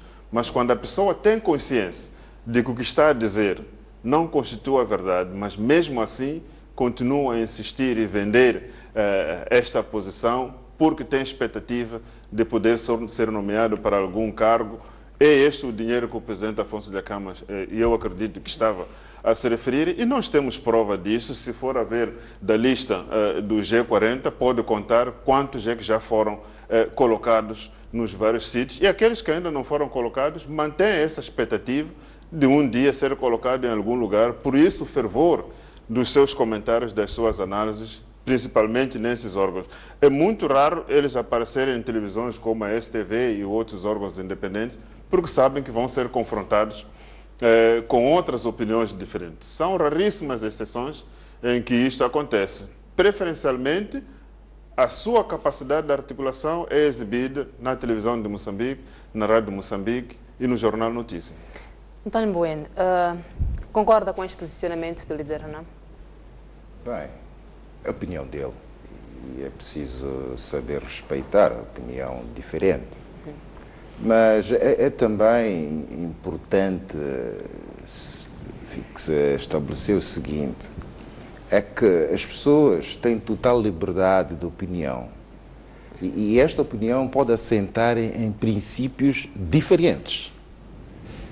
O facto de alguém que eventualmente não tenha opinião igual à minha não significa que não esteja a fazer uma análise correta. Está a fazer uma análise com base nos princípios e valores que essa pessoa acredita. E ainda bem que é assim. Quer dizer, ai de nós se eventualmente todos nós tivéssemos a mesma opinião e todos nós pensássemos da mesma forma. Ou tivéssemos as nossas opiniões com base em princípios iguais ou valores iguais. Isso não pode acontecer. Quer dizer, esta diversidade de valores, de princípios, é que vai ditar que, efetivamente, as pessoas tenham opinião diferente. Quer dizer, eu não posso, eventualmente, o fato de entender que alguém pensa diferente de mim, entender que está contra mim. Pelo contrário, ainda bem que é assim. E depois também, quer dizer, é preciso esclarecer o seguinte, eu faço parte do G40, por outras, puseram-me na lista do G40, e não tenho vergonha daquilo, não tenho vergonha do meu nome estar lá. Chamem os nomes que quiserem chamar, mas eu digo aquilo que eu penso, e ponto final. E é isso que nós temos que cultivar. Não podemos andar a chamar nomes a quem quer que seja. As pessoas são livres de terem as ideias que quiserem ter. As pessoas também são livres de manifestar a sua opinião. Agora, o que nós temos que fazer é, efetivamente, trazermos cá para fora maior espaço para debate. E um debate franco, um debate honesto, e partimos sempre desse pressuposto. Temos ideias diferentes, valores defendemos, e cada um de nós defende aquilo que acha que é o mais correto. Mas aquilo que eu defendo e considero que é o mais correto, outra pessoa pode achar que não é o mais correto. E vai naturalmente trazer a sua ideia para cá e vamos debater. E eu aprendo dessa pessoa aquilo que ele acha que é o mais correto, e essa pessoa vai aprender também de mim o que é que eu acho que é o mais correto. E acho que o crescimento é isto mesmo. Acho que o colega Bueno é das raras exceções a que eu me referi, que se coloca para o contraditório e debate com outras pessoas, mas vai concordar comigo que do grupo do G40 há aqueles que a sua especialidade é fazer um debate a um tom nesses órgãos que eu mencionei, televisão de Moçambique, rádio de Moçambique, que são residentes naqueles sítios que não aceitam o debate com outras pessoas de pensamento contrário. E é esses que o presidente Afonso Dhlakama, de facto, chama de pessoas que não são intelectuais e que fazem o que fazem simplesmente por dinheiro ou por expectativas de serem nomeados para alguns sítios, porque eles não aceitam esta possibilidade de serem confrontadas com outras ideias. Quando eu falei que há raras exceções, uma delas é, de facto, o colega Bueno, que aceita a discussão num fórum aberto, sem que tenha que se proteger num canal que sabe que nunca vai ser questionado ou por via de telefone ou por via de um outro colega do painel. Silvério Rongoane, até que ponto estas declarações do líder de Renamo fazem ou não sentido, são ou não verdadeiras? Bom, eu penso que temos que colocar isso no direito que o líder de Renamo tem de direito à expressão, não é? É neste sentido. Agora, a própria filosofia, quando começou, era grande discussão entre filósofos e sofistas. Era exatamente essa, que o sofista é aquele que vende o seu conhecimento. E não há dúvida que o conhecimento é uma mercadoria que se vende. E, portanto, se alguém decide vender o seu conhecimento, não vejo nenhum problema. Aliás, nós temos que aceitar que o cobarde tem também o seu direito ao lado do corajoso. Da mesma maneira que dentro da sociedade, para uma dona de casa repugna que haja uma profissional do sexo. Mas se quer viver numa sociedade livre, tem de admitir que cada um tem a sua visão. Da mesma maneira que um gay teria a dificuldade de perceber um heterossexual. Se nós, a nível real, aceitamos pessoas com modos de vida que nos estranha bastante, por que vamos ficar preocupados com o posicionamento? Portanto, parece-me que temos que aceitar que se alguém quer organizar o seu discurso para subir na sua carreira, eu não vejo que seja algo que tenha que ser proibido. Agora, uma coisa são pessoas e outra coisa são instituições públicas. Eu penso que as instituições públicas têm de ser abertas para todos, mas que haja um indivíduo que realmente defende uma ideia de uma forma acrítica, eu penso que nós não devemos de forma nenhuma negar isto. As pessoas têm direito a serem acríticas, a serem dogmáticas, a defender as coisas mais reais que nós possamos achar, desde que o façam de bom tom, desde que o façam sem ofensa aos outros. De tal maneira que os outros, porque assim, efetivamente, qualquer indivíduo que critica, se está num espaço da RENAMO, do MDM ou da maior parte da população, vão apoiar este indivíduo. Mas se está no meio dos frelimistas, de uma certa minoria do poder político, vai ser criticado. E nós temos que aceitar, efetivamente, de uma vez por todas, que o direito à opinião não é o direito apenas para discordar, é direito também para concordar. Então, existem pessoas que concordam, porque esta questão de concordar ou de discordar não é só a nível de discurso político. Mesmo dentro de uma família, nasce alguém que tem tendência a dizer não. E nasce um que é apenas só para obedecer. Vamos fazer de Moçambique um país para todos, onde o cobarde tem igual direito ao inteligente, ao corajoso. De tal maneira que o que comer fala só erros, tenha também direito de estar ao lado de quem tem o monopólio da verdade. Se nós conseguirmos isto, não é? Nos abraçarmos, G40, renamistas, todos estarmos assim abraçados. Eu confesso que há pessoas que têm dificuldade de ouvir, porque me parece coisas tão aberrantes. Mas às vezes vê que outra pessoa que está ao seu lado olha com bastante atenção, então você tem que reconhecer que realmente a verdade é muito ampla e não há ninguém que tenha monopólio, e é mau se o líder pensa que tem um monopólio. Eu não sei se o país pode crescer com pessoas que propositadamente desvirtuam a verdade. Pode, desde que haja um ambiente de debate franco. Porque o que vai acontecer? Eu pessoalmente se ele é um não mafioso, acredito. É um mentiroso, falta a verdade, não é? Eu acho Isto que vai essa cair, eu acho por que essa si. visão do MDM de que é possível crescermos Não, com não estou a falar pessoas... do MDM, estou a falar da minha opinião, no sentido que eu acredito, e acredito que no seu partido existirá, no partido dele existirá, pessoas que são abertas a outras formas de pensamento. Eu acredito... Mesmo se essas formas de pensamento nos pareçam...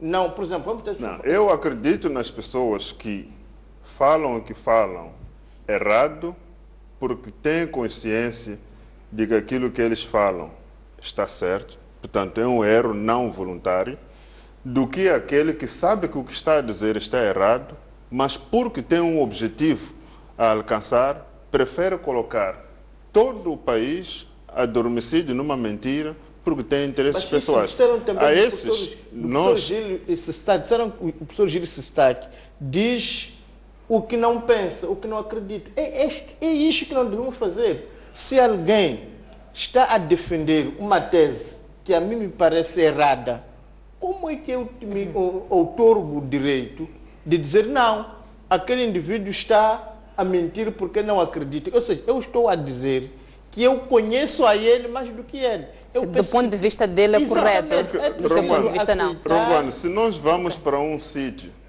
e todos nós vimos 5.000 pessoas, e eu venho dizer que ali só estavam umas 2 centenas de pessoas, acha mesmo que não há condição de ver que o que você está a dizer, esteve comigo, viu que eram 5.000 pessoas, podemos não ter contado por dedo, mas viu que passava de 100, passava de milhares, mesmo assim você diz eram 200, não eram 100. Portanto, não é neste sentido que nós estamos a dizer pessoas que dizem aquilo que querem. Vamos fazer um paralelismo. Se você é um casado, gosta de mulher, consegue perceber como é que o outro vai deixar de gostar de mulheres lindas, até que são neste país, para gostar de homens? você nunca vai entender, porque a sua forma de pensar, de viver é outra. Então é a mesma coisa, vocês estão a olhar a um grupo que você vê, mas ali só estão 5 mil pessoas. E alguém diz, epa, não é isso, não. Eu posso até ir para um outro exemplo. Posso ir para um outro exemplo. Já que ele deu um exemplo de homem casado, podemos duas pessoas estarem a ver uma mulher nua e um deles ver ali uma bela obra de arte e outro ver uma mulher apenas, o desejo sexual, só isso. Mas os dois estão a ver a mesma pessoa. Mas você pode, por exemplo, eu posso colocar num outro exemplo. Uma lei que diz uma coisa e você, como jurista, diz, até pode me dizer em privado, isto aqui de facto é isto. E ir para a televisão dizer que isto não é assim, isto está tudo errado. Entretanto, em privado você me disse que, olha, de facto isto aqui está correto. Mas porque tem o seu interesse, você esconde o conhecimento que você tem, que pode iluminar milhares de moçambicanos, que você pode esclarecer milhares de moçambicanos, mas porque você tem este interesse de ser nomeado alguma coisa ou receber alguma bonificação, você vai desvirtuar toda aquela verdade que você conhece, que você tem a certeza. É aí que nós dizemos que você está a deixar de contribuir com o seu conhecimento para o país. Nós todos, por exemplo, acreditamos, por exemplo, que proibir a religião é uma coisa horrível. Mas houve moçambicanos que, a troco de nada, não é? Estiveram atrás de Machel a defender fechar a igreja. Não, é para mostrar que existem pessoas percebemos que é a vossa posição. Vamos seguir para o nosso próximo ponto. Nós aceitamos o pensamento diferente, mas não aceitamos a desvirtuação. Um outro assunto que marcou esta semana é o diálogo político. O governo em Renamo, uma vez mais, não chegaram a entender sobre a duração da segunda fase do mandato da Emotion e a despartidarização da função pública. Este é um assunto que nós já debatemos. Vamos seguir para um outro tema, as remodelações na polícia. Referir que o ministro do Interior fez mexidas nos setores mais importantes da polícia. O destaque vai para a nomeação de Paulo Chachine como novo diretor da Polícia de Investigação Criminal, em substituição de João Zandamela.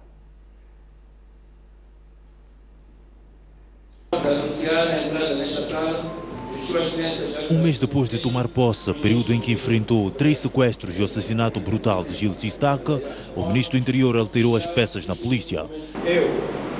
Jaime Monteiro foi buscar Paulo Chachine, que ocupava o lugar de diretor de informação no Ministério do Interior, e nomeou o diretor da Polícia de Investigação Criminal.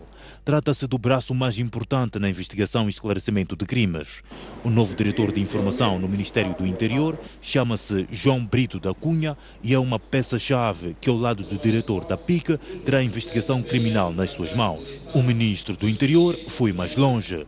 Indicou Xavier Tocoli como novo comandante da Polícia de Ordem e Segurança Pública e Jeremias Combe para o lugar de chefe das operações no Comando-Geral da Polícia. Em declarações à imprensa, o novo homem forte da PIC reconheceu os desafios no combate à criminalidade violenta em Moçambique. O desafio é lutar para uma maior celeridade da investigação e esclarecimento dos casos que ocorrem. Esse é o maior desafio. Há um trabalho que vem sendo feito. Nós vamos continuar por aí, vamos começar por aquilo que está feito e avançarmos para a frente. As pessoas estão lá e há trabalho que sempre foi feito, então vamos ver o que é que está feito e vamos trabalhar. Ao todo foram nomeadas 14 pessoas para diferentes cargos na Polícia e no Ministério do Interior, entre comandantes provinciais, diretores, assessores do ministro e chefes de departamento. O ministro do Interior justifica as movimentações com a necessidade de travar o crime no país. Jaime Monteiro desafiou os responsáveis a serem mais dinâmicos e inovadores. O ministro do Interior, com passagem pelo Comando-Geral da Polícia, onde foi vice de Jorge Callow, diz que quer devolver a segurança na sociedade. O nosso Ministério tem estado a implementar um processo de reformas, visando a adequação das suas áreas de atividade ao quadro jurídico constitucional em vigor no país. As exigências impostas pela dinâmica do rápido desenvolvimento da nossa sociedade deverão assegurar que os vossos setores sejam um exemplo de integridade, devendo inspirar sempre uma maior empatia por parte dos cidadãos, o que deverá galvanizar a melhoria constante do vosso desempenho profissional e operacional, assente nos princípios do Estado de Direito Democrático, com primazia para o respeito da legalidade e pelos direitos dos cidadãos. Para Jaime Monteiro, o crime não se combate apenas com armas. O ministro do Interior quer que os responsáveis da polícia sejam criativos. No exercício das funções para as quais acabam de ser empossados, esperamos do vosso trabalho a necessária proatividade, de modo a acolhermos como resultados tangíveis o reforço da prevenção do crime e mais segurança para os cidadãos. Maior celeridade e profissionalismo na investigação e esclarecimento dos crimes. Maior rigor na defesa dos nossos recursos. Crescente eficácia na proteção da nossa fronteira estatal. Elevação da capacidade de proteção dos nossos espaços marítimos, lacustres e fluviais. Jaime Monteiro é o primeiro-ministro de Filipe Nunes a fazer movimentações de vulto na equipa de trabalho. E voltamos à análise com os nossos convidados. Dr. Namoride, estas mexidas acontecem depois de 3 sequestros, também depois do assassinato de Gil Sistac e também depois da abertura do ano judicial, em que Bastonar dizia que a polícia é o elo mais fraco no setor da justiça. Como é que analisa estas mexidas e se de fato elas vêm a responder àquilo que são as preocupações da sociedade? Bom, eu acho que pode ser o começo de um processo que se espera venha a produzir efeitos, mas também dizer que não basta apenas operar-se mudanças cosméticas, é preciso que as alterações sejam profundas e não sejam apenas a este nível, mas também se procurar a razão estrutural da ineficácia da polícia. Perdão. Já se diz há bastante tempo que uma das razões por que a polícia de investigação criminal não é muito eficaz é a sua colocação sob o Ministério do Interior e não sob o Ministério Público, onde teria alguma independência para poder fazer o seu trabalho. Portanto, isto ainda não foi feito. Posso eu acreditar que a alteração dos titulares desta área, portanto, da Polícia de Investigação Criminal, por si só, se não for acompanhada por outras medidas que vão dar a este novo titular espaço de manobra para poder fazer o seu trabalho com alguma isenção, com alguma independência, porque esta independência não basta só estar no papel, é preciso também que a pessoa sinta que ele tem esta liberdade de poder fazer a investigação sem nenhum tipo de constrangimentos, porque os constrangimentos não precisa ser uma ordem direta de que, olha, não vai a fundo neste assunto. A pessoa pode sentir, não é, o ambiente que o rodeia e por essa via perceber até onde é que pode ir. O governo está ainda no seu período de graça, portanto, tudo que o governo faz, nós, como cidadãos, estamos na expectativa. Vamos esperar para ver, vamos dar esta oportunidade de ver o que é que vai acontecer. É bem verdade que essas mudanças acontecem num momento bastante crítico para a área da segurança do nosso país. Muitos sequestros, morte do professor Gil Sistac, que foi o cúmulo da insegurança no nosso país, e a expectativa nossa como cidadãos é que estes que foram nomeados, o próprio Ministério do Interior e todas as outras áreas que zelam pela segurança e ordem pública, funcionam a uma velocidade muito maior do que aquela que os anteriores vinham seguindo, porque eles não vão ter o mesmo período de graça que os outros tiveram. Portanto, esses entram num momento crítico e em pouco tempo eles devem produzir resultados. E um dos primeiros resultados que, como moçambicanos, esperamos ver são os assassinos do professor Gil Sistac. Aqueles que cometeram o ato, portanto, os materiais e também os morais. Portanto, esta será a garantia que, de facto, nós podemos começar a dizer, sim, senhor, agora temos uma equipa que, de facto, vai estar a tomar conta da segurança dos moçambicanos. Este é o sentimento por causa da sequência dos eventos, não é? São nomeados, depois de vários sequestros e esta morte violenta. Pode ser uma mensagem também de que o Ministério do Interior quer imprimir uma nova dinâmica para que isto não volte a acontecer. Então, estes que foram nomeados devem nos provar com ações de que, de facto, são as melhores pessoas para poderem garantir esta segurança que os moçambicanos sentem muito distante de si neste momento. Silvério Ronguane, uma das grandes movimentações é a substituição do João Zanamela por Paulo Chachine para o cargo de diretor da Polícia de Investigação Criminal. Chachine antes esteve na direção de informação do Ministério do Interior. Que desafios Paulo Chachine tem pela frente?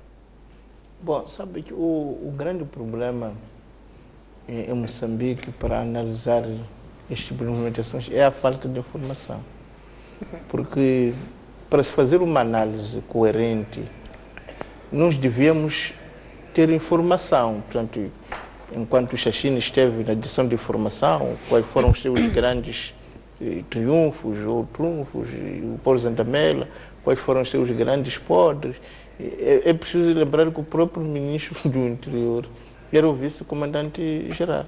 Mas nós não temos informações se ele estava alinhado com o atual comandante, se era uma voz. Eu penso que para a nossa política poder ser analisável, é preciso que as obras dos timoneiros, dos líderes, venham à tona. Mas o que acontece é que, efetivamente, temos que concordar que não temos nenhuma informação e isso não nos permite avaliar qual é a tendência, qual é a mensagem que se traz. Isso até dá a entender que cada um tem os seus amigos. Então, quando chega, tira aqueles amigos do outro, coloca os seus, mas não transparece. Eu não estou a dizer que foi o que aconteceu. Estou a dizer é aquilo que, por falta de informação, pode nos induzir a isso, de que são mudanças que acontecem por acontecer. Portanto, eu penso que devíamos ter maior informação. As obras destas pessoas-chave na nossa segurança deviam ser mais conhecidas e isso ia nos permitir ler melhor estas mexidas. Agora, a alternância é sempre boa coisa, eu defendo a alternância porque as pessoas também que ocupam cargos públicos acabam por se acomodar e por não fazer nada e esta mudança é sempre uma lufada de ar fresco, não é? E pode trazer uma melhoria e também faz com que os nomeados percebam que não são donos desses cargos e que é preciso lutar para manter esses cargos. Se for nesse espírito que foi feita a mudança, eu penso que é positivo, mas esperemos para ver. António Bueno, algumas vozes dizem que o setor da justiça, em particular a polícia, precisa de reformas profundas, de uma reestruturação total e completa. A movimentação de 14 quadros do Ministério do Interior vai trazer a tão almejado esclarecimento dos crimes, o combate à corrupção e trazer também dignidade à polícia e confiança que o cidadão perdeu? Bem, aproveitando de começar a comentar, endereçar os meus parabéns ao Dr. Paulo Chachine pela nomeação para este cargo e dizer que é um cargo já ocupado por outras pessoas também com elevada capacidade e isso demonstra, e aquilo que muito bem disse no início, aquilo que é o espelho daquilo que o ilustre bastonário disse no dia da abertura do ano judicial, que a polícia é o mais fraco daquilo que é o aparelho da justiça em Moçambique. Porque, por mais que a gente mude as pessoas titulares dos cargos na polícia, enquanto nós não dotarmos, não desenhamos uma estratégia correta de combate ao crime, que passa necessariamente por avultados investimentos, quer em meios humanos, quer em meios materiais, podemos fazer mudanças todos os dias na liderança da polícia, não resolveremos o problema. Mas, em concreto, na Polícia de Investigação Criminal, isso já é um debate forense, que não só também político, que já decorreu, há aqui uma necessidade de eliminar esta dupla subordinação da Polícia de Investigação Criminal. Não podemos ainda nos permitir que a Polícia de Investigação Criminal, porque é uma polícia especializada na investigação, ainda esteja hierarquicamente subordinada ao Comando-Geral da Polícia, mas, por outro lado, por causa da questão processual, tenha também um vínculo direto com o Ministério Público. É preciso que a gente, de facto, comece também, principalmente na formação. Há muito bons agentes de investigação criminal em Moçambique, mas é importante garantirmos uma contínua e permanente, e acima de mais, com qualidade, formação dos nossos agentes de investigação. E isso passa necessariamente por avultados investimentos que devem ser feitos. E isto trata de segurança pública. Quer dizer, é importante que o Estado invista grandemente em aspectos que nem a própria segurança pública, de modo que possa garantir a tal tranquilidade social de que muito nós carecemos. Quer dizer, nós temos de começar a viver num ambiente de paz, num ambiente em que sabemos estar relativamente seguros. Mas agora, quando vivemos num ambiente em que estamos permanentemente inseguros, isso é grave. Isso é grave. E eu acho que já é um bom início para eventualmente começarmos a implementar outras grandes e profundas mudanças que se deve necessariamente implementar a nível da Polícia de Investigação Criminal. Dr. Nambarete, o Ministro do Interior desafiou esta nova equipa a ser inovadora e criativa. Um dos aspectos que vem sempre ao de cima é a questão dos meios e dos recursos. É possível ser criativo, ser inovador, se sempre alega-se não terem meios suficientes ou recursos suficientes? Eu acho que a criatividade também vai ditar a quantidade de recursos que são necessários. Porque para nós sabermos exatamente quais são os recursos que são necessários, precisamos de mostrar conhecimento e alguma criatividade sobre o que é que precisamos fazer. O problema é que nós nunca ouvimos, não é? Propostas muito concretas sobre o que deve ser feito e depois haver a reclamação de que não temos recursos para fazer isso, para fazer aquilo. É verdade que também há situações primárias. Eu já visitei a PIC e eu, de facto, o que vi não me deixou muito satisfeito, comparando com outros países em que a Polícia de Investigação Criminal tem todo um aparato tecnológico que lhe permita fazer a investigação mais célere.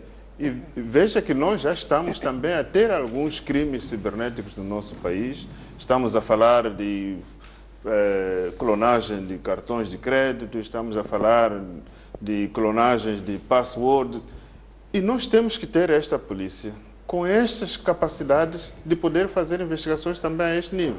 Mas quando chegamos a um setor da Polícia de Investigação Criminal a funcionar ainda como uma máquina de datilografar, a funcionar sem papel, quando se pede uma ação do oficial lá, tem que descer para um outro andar e pedir papel. A mesa onde está a funcionar está a ser suportada com uma lata ou alguma coisa. Quer dizer, isto não dá, primeiro, a própria condição moral do investigador, não é, para se sentir de facto hábil a fazer este trabalho, e segundo, também não estamos a dar a esta instituição o valor que ela merece.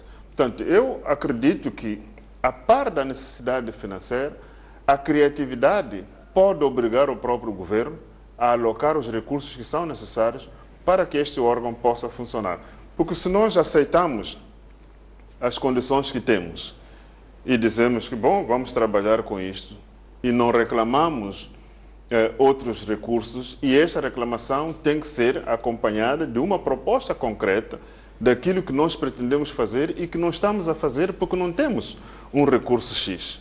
Esta aqui é a questão. Eu acredito que a criatividade que se sugere aqui é esta. Tragam-me ideias inovadoras e vamos procurar dinheiro para podermos implementar essas ideias inovadoras. Eu me lembro do debate, não sei, certamente foi antes da morte do professor Sistac, que eu falava aqui da necessidade de algumas ações muito pequenas. Falava de câmeras de vigilância nos entrocamentos. No local onde o professor Sistac foi baleado, era um entrocamento.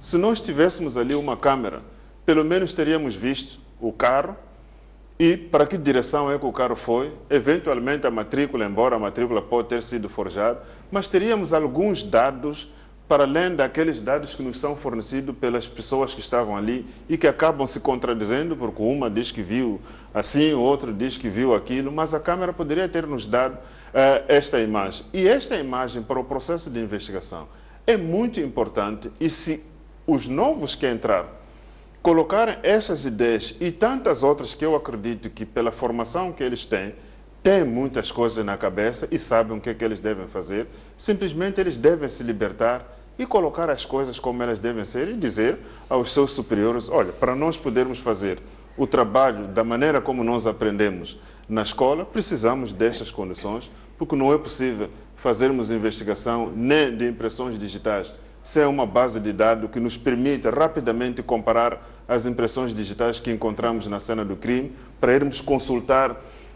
Eu nem sei como é que se faz a comparação das impressões digitais, deve ser uma tarefa extremamente difícil funcionar sem esses recursos. Então, eles têm que colocar sem nenhum temor de serem afastados, porque uma das coisas que acontece é esta: a pessoa sabe o que precisa, mas tem receio de colocar, porque senão o meu chefe vai pensar que eu estou a exigir demais, eu não estou preparado para consentir sacrifício. Não, é preciso dizer, olha, estou pronto para trabalhar, mas para eu fazer aquilo que eu sei fazer, aquilo que eu aprendi na escola, precisamos daquelas condições para que de facto as coisas aconteçam de forma célere. Se nós temos a impressão digital neste copo, eu tenho que ter uma infraestrutura que em poucos segundos me diz de quem são essas impressões digitais. Sim. Então, eu acho que este é que é o desafio que de facto eles têm, e a criatividade também tem que vir por aí, não se limitarem por causa das dificuldades de recursos. Sabemos que existem dificuldades, mas temos que ultrapassar essa barreira. Como é que olha para este desafio colocado pelo Ministro do Interior, a esta nova equipa em relação à criatividade e inovação, tendo em conta aquilo que são os meios que a polícia tem?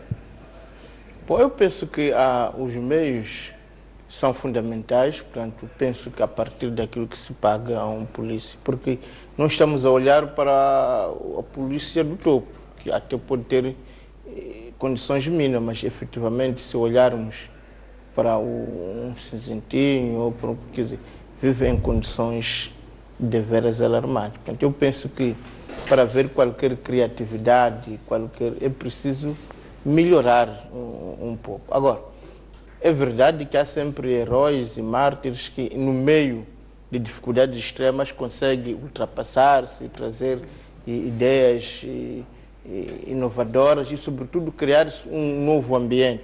Porque acredito também que, em parte, em Moçambique, não é só questão de meios, mas também, às vezes, a gente chega a pensar que não estaremos também capturados pelo crime organizado, e acredito que estas pessoas novas, pode ser que ainda não estivessem dentro desse esquema. Agora, o que é difícil é que a gente sempre percebe que, por exemplo, nestas mexidas, há de ver que a maior parte já desempenhavam cargos altos. Então, fica aquele sendo que parece que é o mais do mesmo, não é? Porque, agora, há uma necessidade, efetivamente, de encontrar pessoas novas que não estejam enredados nesses esquemas, porque também temos que acreditar que alguns, não todos, podem estar enredados em esquemas fraudulentos de crime organizado. Esta equipa não vai trazer uma dinâmica diferente da anterior? Não podemos afirmá-lo taxativamente, não é? Mas, como disse, não temos informação concreta sobre o que fazia cada um, qual foi a sua carreira, quais foram os seus méritos. Mas, tendo em conta que muitos deles já desempenhavam cargos, e nessas suas áreas, departamentos ou direções, não consta que tenha havido, digamos, melhorias ou diferenças significativas, isso é evidente que não pode nos dar muitas garantias. Mas acredito que é sempre uma lufada de ar fresco, acredito que, apesar das grandes dificuldades em que eles passam, podem fazer um esforço acrescido, podem tentar sempre superar, mas, como estava a dizer aqui o colega, melhorar as condições materiais de vida da polícia, dignificar a nossa polícia, impõe-se como condição necessária. António Bueno, mesmo para encerrarmos, algumas vozes dizem que a polícia tem meios quando é para intimidar o cidadão. Só não tem meios quando de fato é chamado a fazer aquilo que é a sua responsabilidade. Não, eu acho que a falta de meios é geral a toda a corporação policial, e isso nota-se. Porque até mesmo essa tal, por exemplo, percepção popular que diz que tem meios para reprimir as populações, eu acho que não, até deve melhorar os meios. Ter meios, de facto, que pudessem minimizar danos letais à população. Então, significa que se causa danos letais sempre que há intervenção da polícia, de processamento de intervenção rápido, então significa que a polícia ainda não está dotada desses meios. Mas também muito bem disseram os meus dois que me antecederam, não basta só investir em meios, mas também principalmente na postura, naquilo que é a mentalidade da própria polícia. Quer dizer, é preciso que comecem a pensar qual é o papel deles e o que é que se espera, a sociedade espera que eles façam. E esperar naturalmente que permanentemente haja queixas contra a polícia. Bem, António Bueno, lamentavelmente o nosso tempo esgotou. Foi um prazer imenso tê-los aqui nos nossos estudos. Espero-vos próxima quarta-feira. Boa noite. A Noite Informativa fica por aqui. Foi um prazer imenso trabalhar para si. Voltamos amanhã, à mesma hora. Boa noite.